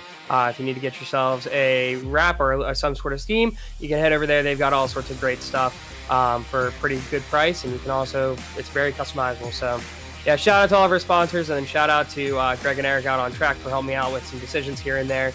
And congrats to Gavin on the win. He crushed it today. Certainly did, but so did you. Last minute decision paid off as you managed to take third place, and you continue to get those points. Good luck to you for the rest of the season here in the BRB Buttkicker Cup Series. Thanks so much, Trevor. Have a good one. You too. So that is Alex Light, who manages to take third place. And Christian, I believe you've had a chance to catch up with our second place finisher, the big guy, the head cheese here at the BRB Buttkicker Series, Adam Buzzio. Yeah, if he's available for comment, we're down here with Adam Buzzio. You finished second here. Your teammate gets the win, so I'm sure you're happy over there at the Next Level Motorsports. Tell us about your race here tonight. Yeah, definitely happy. Huge congratulations to Gavin. Definitely earned it. We had a team top 5 tonight, 1, 2, and 5. So definitely happy about it. The race went good, man. We kind of just kind of just kept to ourselves the first 2 stages. I was really waiting for the long run. That's where I knew I would be strong, and we got it there in the 3rd stage. Unfortunately, the end got a little messy. I think people were just trying to get a little bit more than they should have been, but that happens, especially with especially at the end of the race. Cautions breed cautions, etc. So. Yeah, me and Trevor were talking there a couple restarts, and it looked like whenever you guys were first and second, you were kind of allowing Gavin to take the lead, choosing the bottom, letting him go, kind of having team orders. But those last 2, you were right on his bumper. What was up with the decision to go to the bottom and kind of give that outside lane on that final restart? We were just really trying to work together at that point. We weren't sure because everything got so shuffled up. We didn't know who had tires at that point, and all of that. But we had been working together on the restarts to try to get ahead of the other cars. That was our goal, just get ahead of the cars going into 1 and 2, and then try to race it out between us. It was definitely more teamwork tonight. I got a little greedy there at the last two restarts, which can't blame me for that, but still super happy for Gavin. Really great night for the team. Yeah, this is the second race of the season, and it's looking good for the league. I'm new here. This is my first race being on the call, and it was a lot of fun to call. So I'm sure you're happy with a good product as of right now with the league. And anyone you want to give a shout out to, I'm sure there's a lot of sponsors that you got to thank for tonight's race. Yeah, just to comment on the league, I'm very, very happy. It's always hard to start a league from scratch, you know what I mean? So to have the group of 20 or so guys we have right now, we seem to have gotten lucky. We've got a really solid group of guys, so I just hope to keep coming back every week. As far as thank yous, I got to thank my wife, Julie, first and foremost. Thank you guys for putting on an excellent broadcast. We're so happy with the broadcast quality you guys are putting out for us. We look forward to seeing more of it throughout the season. Got to thank Buttkicker, Sundance Pizza, Trivista, and Idealies for supporting the league and supporting us individually and everything they've been doing for us. Thank my teammates, and thank Race Control for managing the end of that race for us. All right, well, again, man, congrats on that second place finish. I'm sure this is going to help you out in that point standings, and good luck the rest of the season. Thank you, guys. All right, Trevor, I believe you caught up with our man of the hour, that number 77 Ford Mustang, Gavin Rogers. Indeed, I did, and he's celebrating, of course, kind of edging on his teammate over there, Adam Buzzio, who just got interviewed. But Gavin, what a terrific night for yourself, taking the victory in style. You swept tonight. You took fastest lap. You got the pole position. You won the stages, and you won the whole race. Nashville is your kind of place. You think about moving into the Music City? Yeah, right. Seriously, thanks, Trevor. That was definitely a good race with everybody in the league, honestly. Some with short tracks lately in these next-gen cars. I've been able to figure it out, and we've been putting down some really good short-run pace, long-run pace, whatever it is. And obviously, help with teammates, that's obviously a good help. Adam and Steven, both the whole team did good. We all got a top 5, so just a very good day overall. Yeah, and talk about that as well. This is one of those types of tracks that's obviously very different than what we encountered last week at a drafting track where you can draft from 10th to 1st basically on the same lap. Here you had to make a lot of strategy decisions. There was a point there where a lot of the field chose to come in and get their tires, and you chose to stay out. Now, were you talking about that with Adam and Steven and deciding to stay out there, just knowing that you might find yourself in this sort of position at the end with all these yellows, or what was going on in the team in that discussion? Yeah, we were all we had a good long talk about it, for sure, but we were really I was trying to do whatever, I was saying I was going to do whatever the 19 did, just kind of follow him to be safe, but just a last second gut feeling, I decided to stay out. It's a short amount of laps, and you never know. Obviously, this is a very new league. These drivers we're all figuring each other out, and I was expecting definitely a couple cautions. Not as many as there were. With as many as there were, obviously helped. But we decided to pit right after when we found out that Brady definitely got in that incident. and it all just worked out perfect for all of us, for sure. Yeah, certainly that was sort of a chain of events that took Brady Moats and Ronnie Norman kind of out of that top 5. Norman recovering back to 6th place, but Moats not able to get back out into the top 5 category. But also, let's talk about what happened there at the end. You both you and Adam chose to take the inside line, and that opened everything up on the outside. Were you concerned that maybe by doing that, Alex Light or perhaps one of the other drivers would get an advantage and be able to overtake you for that victory?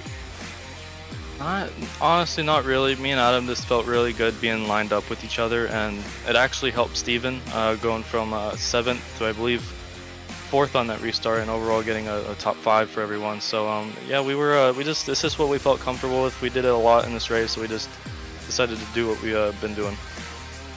Well, it was a spectacular run tonight. You cleaned up, you cleaned house, you took the maximum amount of points possible for yourself. So it's very likely that we'll see you walk away with the championship lead heading into our next round of races. Of course, there's so much good racing yet to come there. Everybody can see it on their screen. We've got the schedule up. Coming up, we've got, of course, Bristol coming up. You talk about racing short tracks. There's your perfect short track. Charlotte, Dover, and then Circuit of the Americas. Let's ask this question so that everybody can be looking forward. How are you at road courses? Road courses is definitely my my go-to for sure. For some reason it's something that I picked up. Hopefully I can keep it going, but I definitely feel most confident when it comes to road courses. I have a go-karting background, and it's just something that I really enjoy, and I feel great about it when it comes to those. Well, there you go. So, well-rounded driver, and we have a lot to look forward to from Gavin Rogers and the rest of the field. A lot of very talented drivers here. Who would you like to thank for tonight's run to the top step of the podium? Yeah, I'd like to first just want to give a shout out to both my teammates. We're a very great connected team, and so is the league. We got a really good group of admins. Adam, Steven, me, Carl, Richard. We got Nick, Mason, and Rev. We're all very connected. We communicate a lot, and it's very healthy for the league, especially starting out. Also want to shout out some of the sponsors for the league, Sundance Pizza, Idealist Trivista, and Buttkicker. They're all huge parts in getting this stuff together, and also want to shout out all the drivers. They've all made us proud. We're all looking good, and last shout out obviously to you guys. You guys are a very great broadcast. You guys have really impressed me, and just glad to have you guys on board.